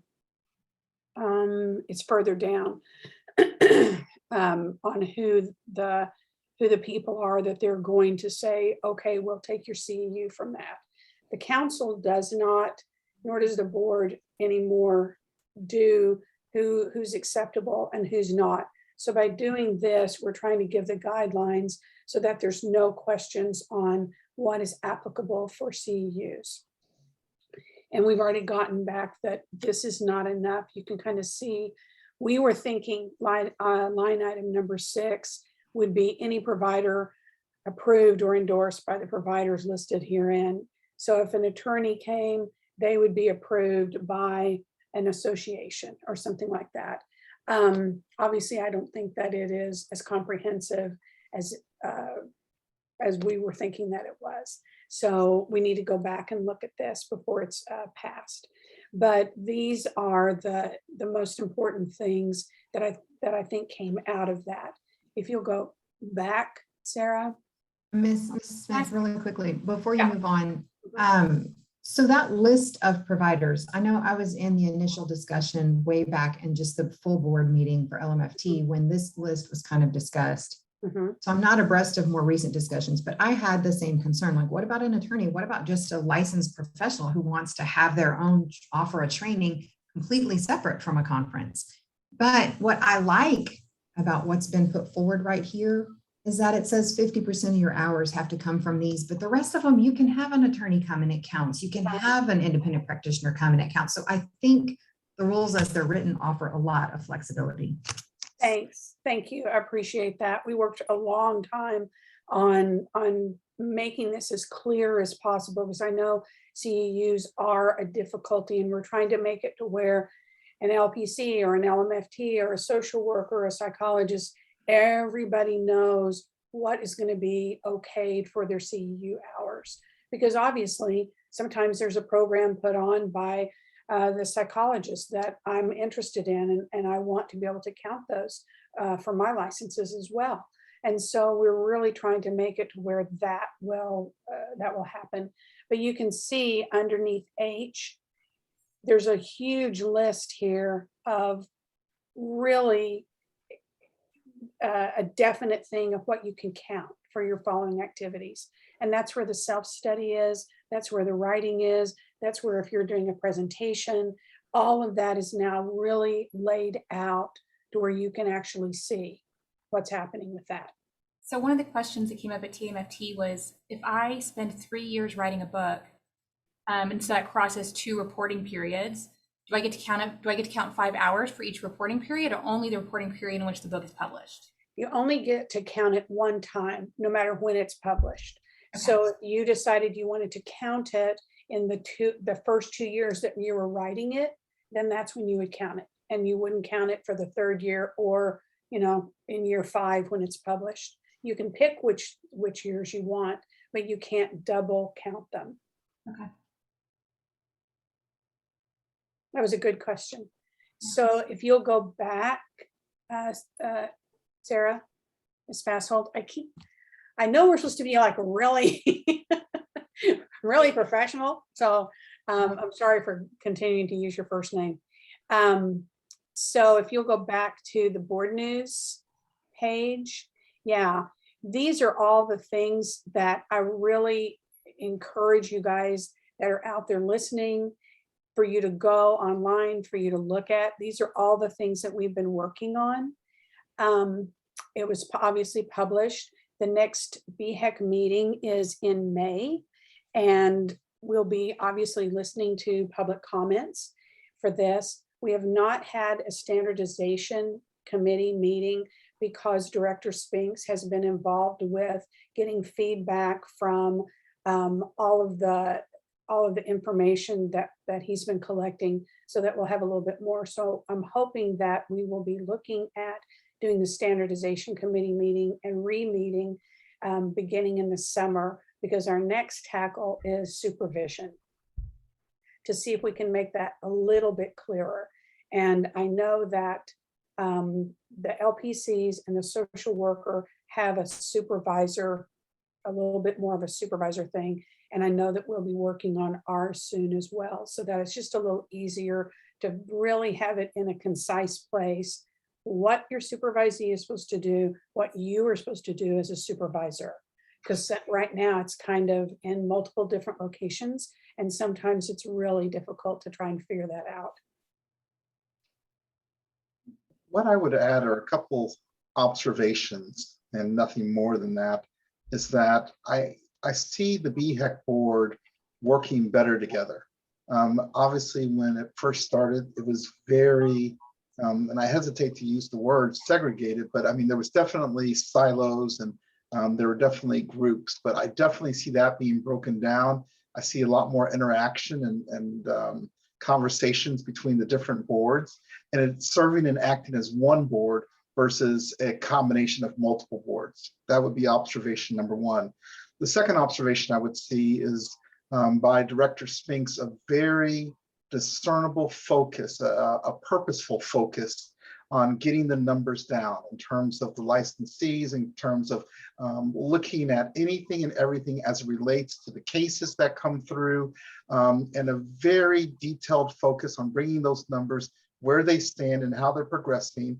And there's not always times that they move, but when they're not moving, I see explanations, which is not necessarily what we had before. I see reasons of why, of either there being absences on staff or staff positions that need to be filled or whatever it may be. And that's more information in detail than what we had when we started with. So I see movement forward and I see collaboration. And to me, those are all good things. And that would be my two observations that I would take away. Thank you. Thank you, Mr. Francis. I agree. And I will let you guys know that I am not always looking at the numbers as much. And as you can imagine, Mr. Francis is relentless on this. He is such an accountability officer for us. And I just want to really give him a lot of praise on that, that he is not satisfied with, okay, these aren't enough. Why is this lagging so much? Why does it take this long of a time? I want to know so that we can figure out what needs to be put in place. Mr. Francis is relentless for us and for our licensees and for the public. So I just really want to applaud you on that. Well, Ms. Smith, as always, is being overly kind, as I find most people in this profession to be. What she's not saying is that I have to make up for my lack of knowledge in the profession and add value in other areas where she can truly look down into the rules and understanding of how this business works. So I assure you it's very equal, but thank you for the kind words. Madam Chair, if I may, let me just make 3 comments. Number one, I'm just going to say this because I think it's true. Mr. Francis used the word segregated. I'll use the word territorial when we first began. But I'm going to say, as a proud LMFT board member, I think it's because of the influence and leadership of the LMFT that BHEC has moved in such a forward way that it has now. That number one. And I say that with much prejudice in a good sense, because it's the way it is. And as the Marine Corps would say, on time, on target. Number two, it is good, Ms. Smith, for you to emphasize the hours. I believe it's 30 hours for CEUs. I think if we embold that in some way so that it can be clear, because I know staff is probably bombarded. How many hours now and what do we have to do it in? I think if we say 30 hours and 6 hours has to be ethics, and bold that is clear. You're an LMFT practitioner in the great state of Texas. You have to have 30 hours, 6 of those hours must be in ethics. And you have various ways in order to ascertain the other 24, pardon me. So I think that in and of itself gives clarity for LMFT practitioners and general board members and all of that, so that they would at least have in their minds what's going on. And when the chair and others, excuse me, go to these conferences or serve on panels, it's clear what the requirements and standards are. And I want to say again that the LMFT representatives to BHEC have done a tremendous job in taking BHEC forward, because we have really, as a board, discussed, argued, debated, and so forth, because we want clarity. And at the end of the day, you know what Chaplain Saul is going to say, it is about protecting the citizens of the great state of Texas. Thank you. Thank you so much. The other thing I would say is nothing has been published yet. So these rules have not gone into an effect yet. But the biggest change, excuse me, for our CEU hours for LMFTs is that we will be having, not in addition to our 30, but encompassing within our 30, we will be having a 3 hour of cultural diversity that will also be included in your 30. So it is clearly broken down on how your 30 is, with the 6 hours of ethics, 2 hours of tele, 3 hours of cultural diversity, and then the rest is up to you. And the cultural diversity that came from the social workers, they are required to do that. The other boards felt like that was a good practice to put in. And so that's why the rest of us agreed to adopt that. I would not give up our tele because I feel like that we were positioned maybe better than some of the other licenses when COVID hit, because we did have that telehealth requirement. We had to be trained on that and what that entails. And I think that that's something worth fighting for, and I didn't want to give that up. So you can blame me if you don't like doing it, because we're not giving that up. That I do love that piece about BHEC is that all of our boards still remain our flavor. We don't give up. We add to, we listen to the other boards. Where we can compromise. And then where we can't, it's like, no, I'm not changing that piece. Like LPCs, they did not want to add anything to their 24 hours. They only take 24 continuing education hours, and they did not want to add to that. And so they didn't. Social workers and LMFTs still do 30 and psychologists do 40. So that kind of just gives you an overall kind of the flavor. Even though we're collaborative, we still maintain our separate identities. I think those are the highlights, but I would really encourage you guys to all go online to the BHEC page where you can look at the things that were published April 22nd. You'll see the reason why they were changed. Most of them are just to make it simpler to find. It's moved from one area to another area in our rules. So, but I would encourage you guys to all go online and look and make comments. Thank you both so much for your service on BHEC. So I appreciate you both very much. Okay. Dr. Merchant, before we move on, I have some comments not related to the CE stuff or the standardization group, but about the customer service report that was on the BHEC website. Would now be an appropriate time to discuss that since it was on this report? Yes. Okay, great. So in looking through that report and just keeping in mind, like, how do we improve our customer service?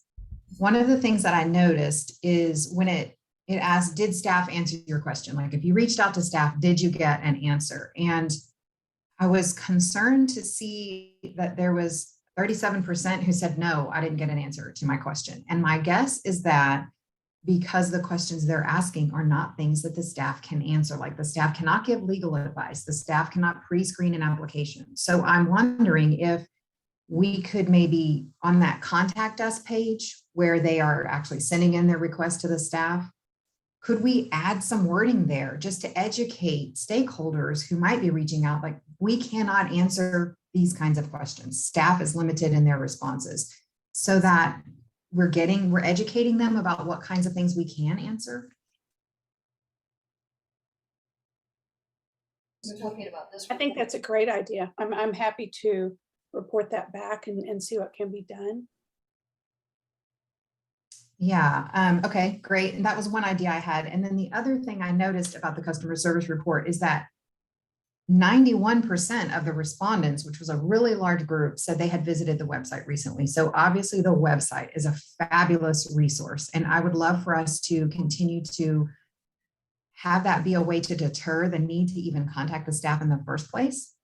And in that mindset, one of the things I noticed, my guess is that a lot of the reaching out to the staff is about information that's on the website, particularly those how-to user guides are amazing. So I'm wondering if we could get more traffic to the how-to user guides by actually including an FAQ link on the BHEC website. Because each member board has an FAQ link, but there's not an FAQ on the larger BHEC site. And it would be, maybe they click on the BHEC site and it says, is your question regarding which one of these boards? And then it takes them to the FAQ for that particular board. But maybe just easing access somehow to those user guides, which are referenced a lot in the FAQs, could decrease the number of contacts to staff. I like that idea because, you know, on the contact us page, it goes straight to kind of contact. It may be before you contact us, does, you know, here, are you asking this? Are you asking this? Here are you asking this? And if we can meet your need before, and then down at the bottom say, okay, if none of these answered it, now you can contact us. And that may reduce some of that. And that would tie in with that FAQ page. It's a great Dr. idea. Elder, what you're describing is very much more of a self-service model, a more rigorous self-service model, which is where the industry is entirely moving to. And so I think it's very fitting that you bring these comments up. I think that's a great suggestions. Mhm. Thank you. I'm hoping it doesn't make people angrier because it's harder Oh. to get to the contact part. But I mean, the whole goal is to reduce the need for contact in the first place. Right. And when people have questions at 2 o'clock in the morning, then they can just log on and get their answer and go back to sleep, right? And I think that's the point. That's like Mr. Francis said, that's where things are going nowadays. Mhm. No, I appreciate the questions, Jody. I really do, because it may not be something that I have a question about. So I don't know until you go online. I didn't realize that there wasn't a specific place for a supervisee to send in her change supervisor form if she wanted to change it, that she could do it through the contact us and upload her file there. And so until it happens, we don't know. So I appreciate all, and I know staff does. And I do want to make sure that we all give a big shout out and appreciation to Ms. Skiff, to Brenda. She did our entire consolidated handbook. She is the author of that, which has changed our game tremendously from what we had, all the individual boards before BHEC trying to find that information, to what we have now is light years. And so I think that when we look at our supervisor piece and everything that goes under supervision, that's going, and have that where it's a little easier to find within our website for LMFT, that's going to also let go of some of those questions as well. Because that's the piece right now that we're a little, we got some black holes in. I have a question about that report. So we don't have the narrative responses because there's 2,500 of them. And so, but Right. is somebody, are we eventually going to get any kind of like summary from that? The questions are like, what could you do to improve? You know, they're kind of like broad, Mhm. you know. If I recall correctly, when Daryl was explaining the report, I believe he explained it more to the council than to the individual boards. That narrative of all of those responses were so huge, they were not practical to post. That he did review all of them, and he, as Mr. Francis said, he is singularly focused on efficiencies and improving in regard to customer service and in regard to our operational functions. So he did review all of those. I do not believe that, given his other priorities, that a summary was going to be executed for the boards. So what is he compiling? Go ahead, Janine. I'm sorry, Lisa. I will let you know, he's been really working hard on the strategic plan that he had to do, and on a lot of fiscal things. He'll be letting BHEC know next month on that. And I'm happy to also kind of just ask, can you give me a quick summary and forward that along? Or however we can make, what the themes are. Because we did talk about it, and I'm sorry, I don't have that notebook in front of me, and I apologize for that. So I can do a better job of letting you kind of know what those things said. Thank you. Sure. I mean, there's 3,000 people answered that question. So that's a lot of data to have to sort through, but I would assume that he's doing something with it. I can't imagine he's just going to completely ignore it. So just if he has any kind of idea of summaries, themes, ideas. I will let you know that a large chunk of it were applicants that would ask things like, where is it? Where's my license? And what we were dealing with is they hadn't finished turning in everything. We didn't have it completed. And so that's where a big lag, when you look at some of the numbers, that's the rationale behind some of the bigger lags. Okay, anything else for agenda item number 14? Okay, then let's move on to number 15, report from the board administrator. Thank you. So I lost my notes. I just wanted to briefly share the website. I think it's helpful to kind of understand where things are. From our homepage, as Ms. Smith mentioned, one of the questions we received was, I'm in the middle, I'm already an associate and I want to change supervisors. So what do I do? So from the homepage, go to the link that brings up the marriage and family therapist landing page, and then slide down to the quick references for forms and publications. And you'll use that same supervisory agreement form that you needed prior to licensure, because an associate must be supervised in order to have a license. So if you're changing, then you would use that same form to submit to staff and receive approval for the change in supervisor. And check the rules about 30 days after initiation of supervision, this form must be submitted. And I believe it's no more than 2 supervisors at a time. So just check the rules on that. Also wanted to remind people, if you're up for renewal or if you have renewed recently, back again from the council's homepage, use the quick links onto the right-hand side and use this portal to verify that your license is active. Fingerprinting is required for the renewal of the license if you've not already done it to get your initial license, or if you've not done it because you're dually licensed and you did it for the other licensed earlier. And staff cannot renew the license. Even though you've paid the fee and you've completed all the online buttons, staff cannot renew the license until that fingerprint-based FBI and DPS report are received and reviewed. So if you check your license verification and it says that you are delinquent, then you need to contact staff or find the email that tells you how to complete that fingerprint process and see what's holding you up. A delinquent license is not an active license, and you are not to practice if your license is in a delinquent status. So if you need more information about the fingerprint process, click on the marriage and family therapy link, and then you'll see the fingerprint information quick link on the right-hand side. And that includes an FAQ and more information about how that process works.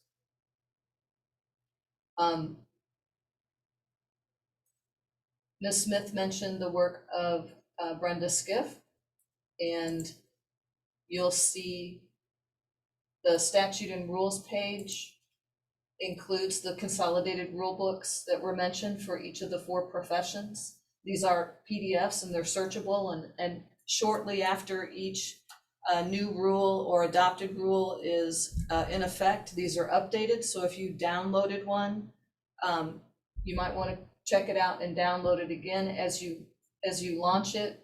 It says up here when was the last update, so you can keep track of whether the one that you downloaded is the most current. This is a courtesy copy, so just to double check, if you may want to check out the Secretary of State's website. You can just Google Texas Administrative Code Title 22, and it'll display like this, and you can see which are the marriage and family therapy rules, or go back to Title 22 and you can see which are the BHEC rules, which also apply to marriage and family therapists. So they're all in the consolidated rule book, and you can see the new rule numbers, but just wanted to show you that information there. Sarah? Yes. Excuse me, could you also, while you have your computer up, show them so the general public can also see, and the people that are watching can also see how they can put their email in and where it is, so that they can get updates whenever there is a rule change. They'll get an email for this to them. Certainly. So from the council's homepage, you'll scroll down to the right-hand side, quick links, and you'll see the email updates. It comes up with a web form. You'll add your email and name and information and select where you want updates from, and you'll click submit. You'll get an email confirmation, and you'll need to follow those instructions. I think there's a privacy, yes, I accept the privacy terms, so that it confirms your subscription, and then you'll receive those updates. A very helpful tool to have. And those email updates will then direct you when the Marriage and Family Therapy Board, for example, publishes information about a lunch hour event, or new rules that became effective in February, or now what we currently have, the public comment period open for rules that were published last Friday. So we do post it on the website, but it'll give you a little nudge in your email inbox to go check that out. Thank you. Thanks for doing that. I think that's especially helpful for supervisors to alert their supervisees to make sure that they have done that, so that they're also keeping track of how their profession works and how their license works. So I encourage you guys that are supervisors to make sure that all your supervisees have done that, where they can get these updates. Any other discussion of agenda item number 15? Chair Merchant, if I can just remind the public and anybody, you have until May 22nd at 5 p.m. to make comments on the rules. And if you do have comments, you can send it to the rules email, which is rules@bhec.texas.gov. And Texas is spelled out. Thank you. Okay, any other comment? Okay, let's move on to agenda item number 16, discussion and possible action regarding future priorities and activities of the board. Madam Chair, I'm sorry. I was trying to unmute and the computer decided it was smarter than I was. I was just going to ask if I could, Sarah, quickly to economize time, could you pull up the website and go to the military? Because that's really, I know we've worked on that, and I know the staff has worked hard on that. The military and so forth. Could you go down, Sarah, and just quickly outline what's going on there about the military part, about getting certifications and so forth for LMFTers? On the BHEC, I think you had that. Senator, the frequently asked questions, maybe? No, I was just going to ask Sarah to just quickly go over that. Sarah, when you had about the military, how they could get certified, if I'm being clear, there it is. Thank you. Mm-hmm. So this is on the applications and timelines webpage from the council's homepage, and it gives you a brief description of the laws and rules that apply to military service members, veterans, and spouses. If you're applying for a marriage and family therapist license and you are a military service member, veteran, or spouse, in order to have staff look at whether you meet the requirements for the waiver of the application fee, you would complete this form and submit it along with you can upload it with your application. And the form gives you instructions about what documentation is needed, like the PCS orders or that a military ID or that kind of thing. Did that cover what you wanted to have explained? Yes, Sarah. And you also, and says military spouses. So all of you supervisors, to echo Ms. Smith, make certain that you go to this, because military personnel have certain waivers. Understand what they are. If you don't understand what Sarah just said, PCS, that means permanent change of station. They're going from one place to the other, and it takes a year and for the Army chaplain to be trained in what they call family life centers, which are a civilian equivalent to centers, like Dr. Barty is at a university, what that means. So he would theoretically, as a senior chaplain, be teaching and supervising those chaplains and sometimes spouses who are seeking LMFT licensure. So supervisors particularly go to that website, understand it, get in touch with the staff by way of email, so forth. If you don't understand military acronyms, that's important.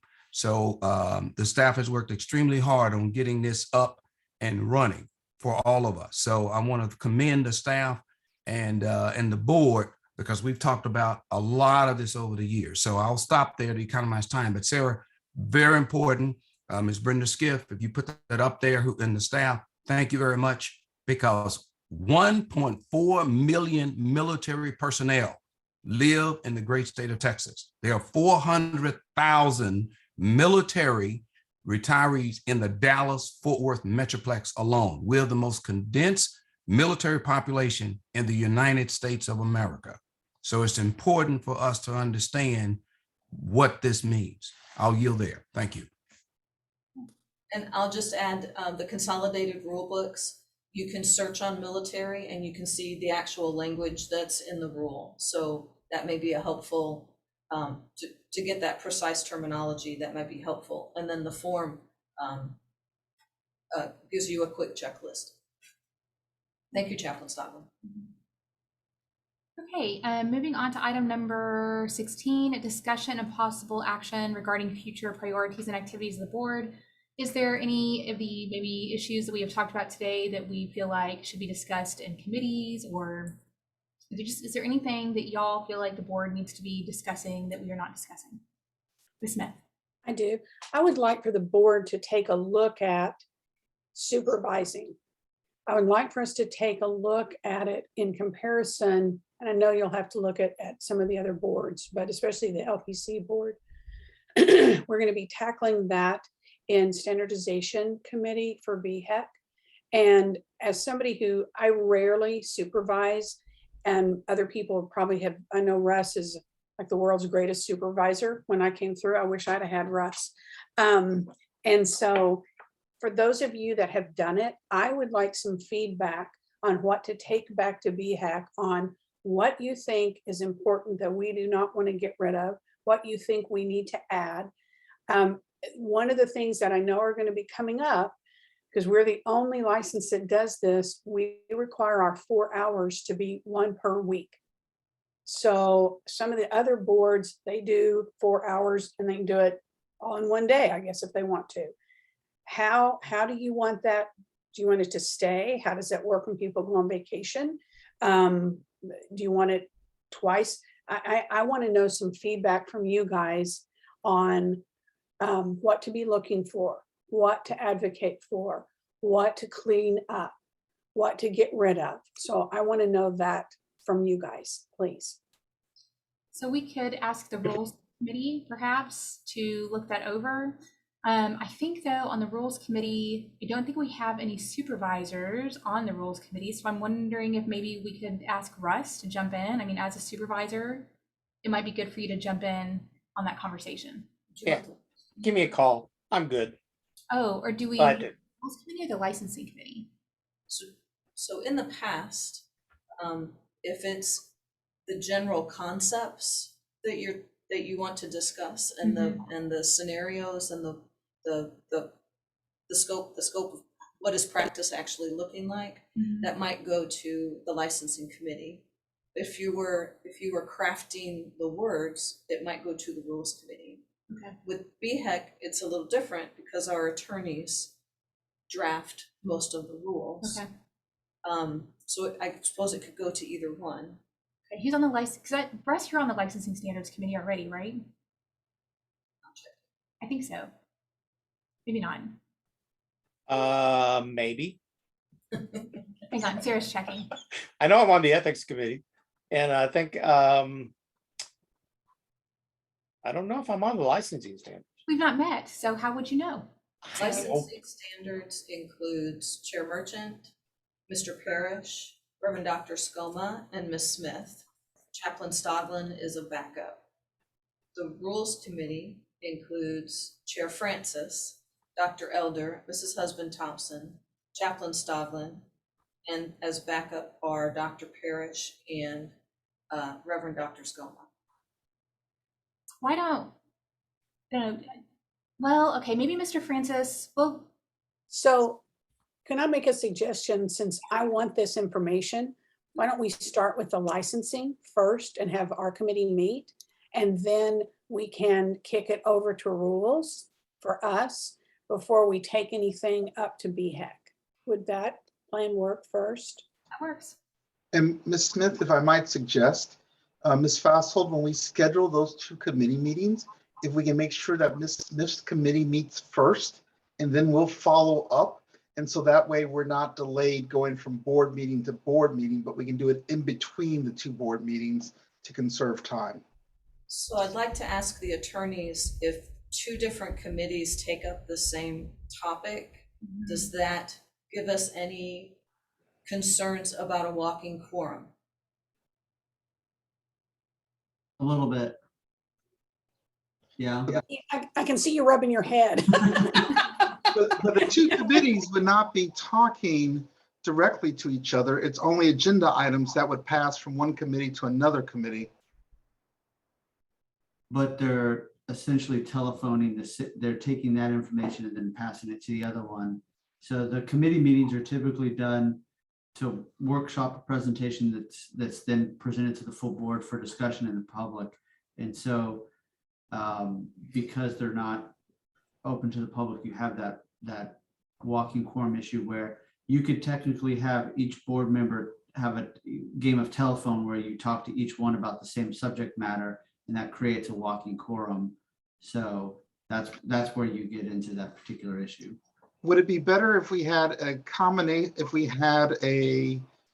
board member that sat on both committees, such as Ms. Smith, if she happened to be on both committee meetings? The problem you get is when you create the mathematical quorum, right? Because our committees are less than a quorum, the open meeting. So Patrick, would it work if the licensing met first, brought it before the board, and then, because everybody's going to hear it at the same time, and then the rules committee could take it up? Yeah, because it's something the committee's bringing to the full board, and then the full board could send it back to another committee. Yeah, I mean, sure, that could be something you could do, or you would have to, if you wanted to do it where one committee sends it to another committee, you'd need to have committees small enough that you're not creating a quorum between the two committees, essentially. Because the problem is the committees are 4, right?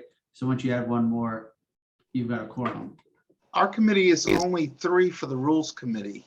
So if Ms. Smith sat in on that committee, we would not be, in essence, a quorum.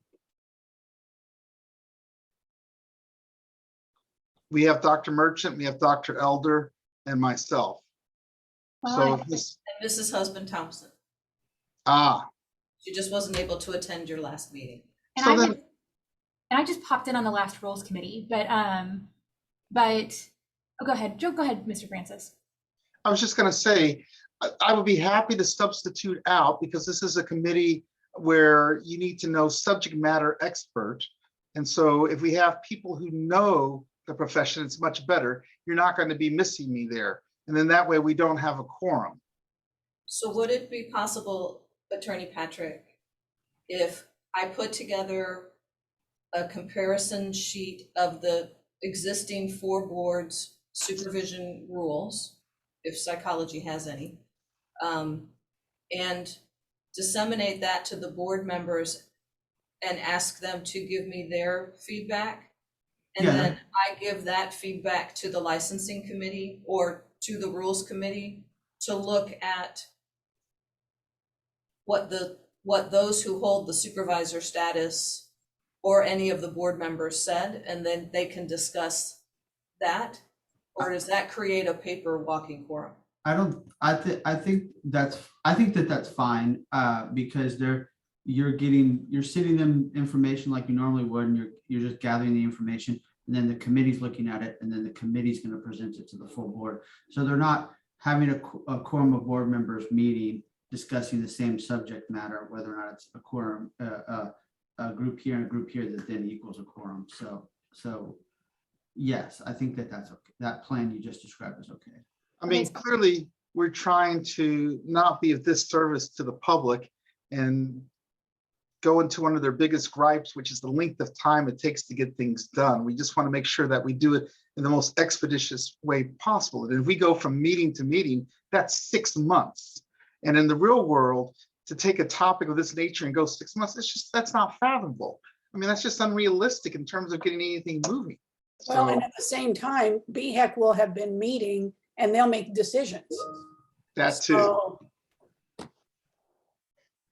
So are there board members, professional or non-professional, who do want to make sure that they are a part of the committee that discusses this? I would like Russ to be there because he is our supervisor. Is there anybody else who wants to make sure they are part of that conversation? Dr. Barty, I would ask if you could substitute for me on the rules committee that day. I'm feeling pretty sure I'll be out. So if you could cover for me, I'd greatly appreciate it, sir. I would be glad to, as long as all of the i's are dotted and t's are crossed with the attorneys as to legitimacy and appropriateness. But I don't want bureaucracy to get in the way of us, really tackling some really rich stuff with all of this. But I know we need to operate within that. So I want to honor that. And so however it needs to work out, I'm just on board. Okay. And I'm sure Ms. Fossil will make sure that we will all be able to keep our professions and that Yes. none of us will be wearing silver bracelets and be disgraced by our profession. So, I like my license. I want to keep my license. and I love my job. So me too. Thank you. So would you go through who's on the licensing committee again, Unless- please? It's gonna be, it would be you, me, and then if we brought in Russ, that would be, and then we could bring in one professional member. Who's our professional members on that? Daniel and, The public member is Mr. Parrish and Reverend Dr. Scott. do either one of you just feel really excited about tackling this issue? I feel like I know probably the least about supervision of anything that we tackle in this process. So I'll sit this one out. Okay, Mr. Parrish, I think that means that you just got voluntold. That's not a problem. Okay.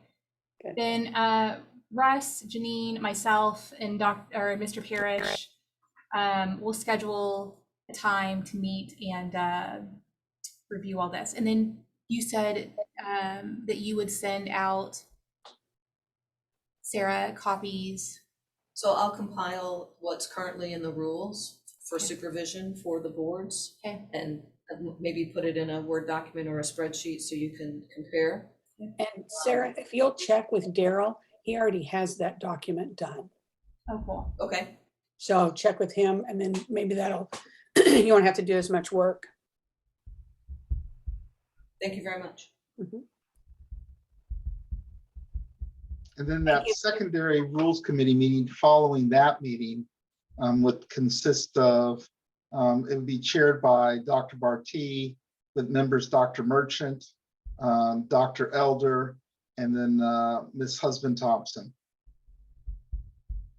Could I ask Dr. Smith, is this a topic you're going to be taking up at the May 18th BHEC meeting or the August 23rd? Thank you for thinking I am a doctor. I love that. I'm not, but thanks. Sorry, Ma Yeah. Smith. Is that what we're doing? Master Smith? Yeah.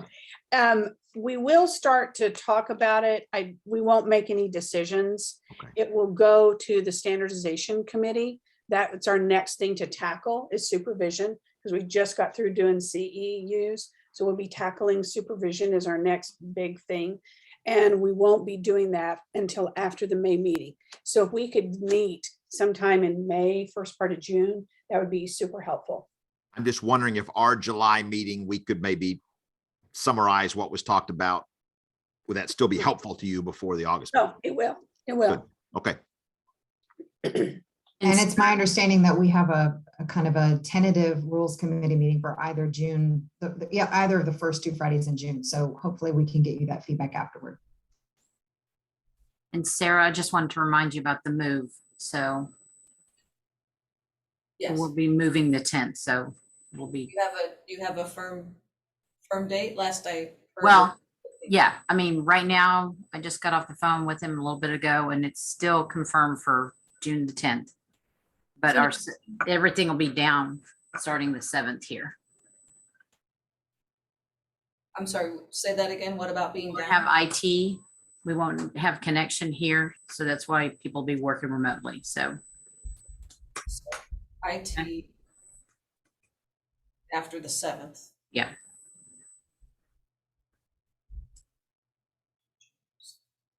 Thank you. And I wanted to come back to what Mr. Francis said, because now I'm confused. My understanding was that Attorney Patrick opined it would be a walking quorum to go from the Licensing Standards Committee to the Rules Committee and then to the board. That we're gonna go to the rules committee after the board. Licensing standards, board, rules committee. Okay, Is that right? That was my understanding. Also, my understanding was that Ms. Fossil was going to collect information in such a fashion and distribute it to both committees so that it would not be in violation. So both committees receive the same information. That's not a violation. So those two things both protect us. Those two actions protect us both. Mr. Francis, does this information need to be disseminated to all of the board? I thought she was going to send it to the entire board. Mhm. I was gonna send it to the entire board, ask for feedback from the entire board, and then compile the feedback and send that to the committee. Because I definitely want to know, I definitely want feedback from Chaplain Stoglin based on military supervision as well. Would Attorney Patrick, would I be violating anything if I send the feedback to all of the board members? And the licensing committee would then give their recommendation at the next board meeting? When you're talking about the responses, I mean, it's going to be something that's going to be in the board packet that we're going to all be discussing probably, right? Is that what you're saying? Or you're just talking about? It could be, or it could be more timely than that. I mean, The next board meeting is July something, 18th, I think. 22nd, Sarah. Thank you, July 22nd. I mean, sharing all the information at the board meeting, there's no issue with that. Okay. It's part of the board packet. That's things that are discussed here in an open meeting. That's totally fine. Okay.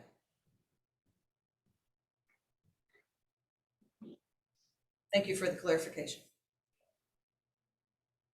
Okay, are there any other issues that we as the board need to have on our radar, things we need to be discussing either in committees or elsewhere, or anything else? Okay, then what are we on now? We are on agenda item number 17, public comment. So we have, just so everyone's clear, we have no one attending here in person as a public attendee. So for those of you who have logged in with your computer, if you would use the raise hand feature to indicate that you have public comment, please identify yourself and let us know if you represent just yourself or if you represent a particular organization.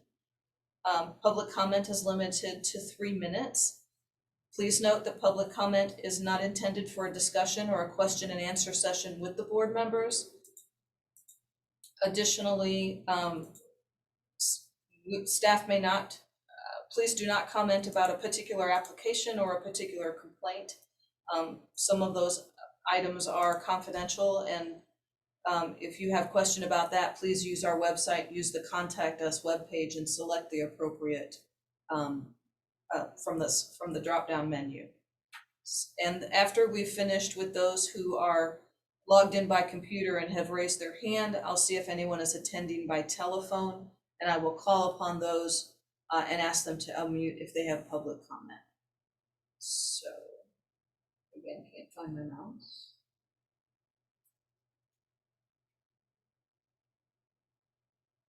Sandra Martin, you have public comment?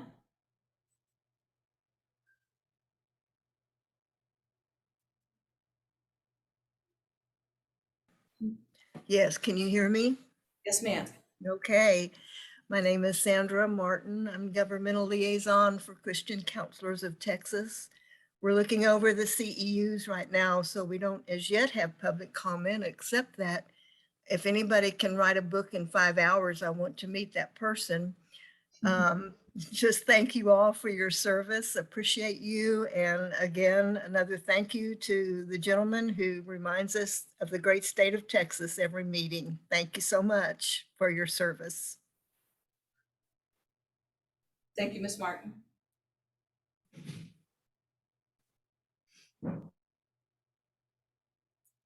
And I don't see any other raised hands among those who are logged in by computer, and I see no one logged in or calling by telephone.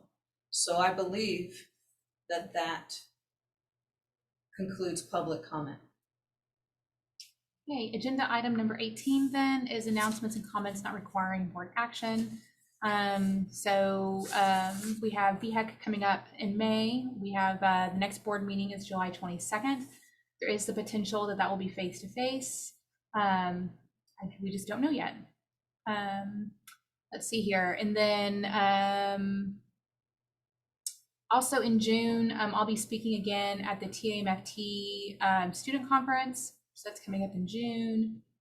I don't know, any questions, comments about any of our dates? Okay. Okay, well then that moves us to item number 19, which is adjournment. So Madam Chair, I make one comment and I'll move that we adjourn, and that is on 30 May is Memorial Day. 30 May is Memorial Day. With that, I move that we adjourn. do I have a second? Okay, then all those in favor? All right. Okay, that's it then. Meeting is adjourned. Thank you all so very much for your service. Thank you. G4, call me. I will, sir.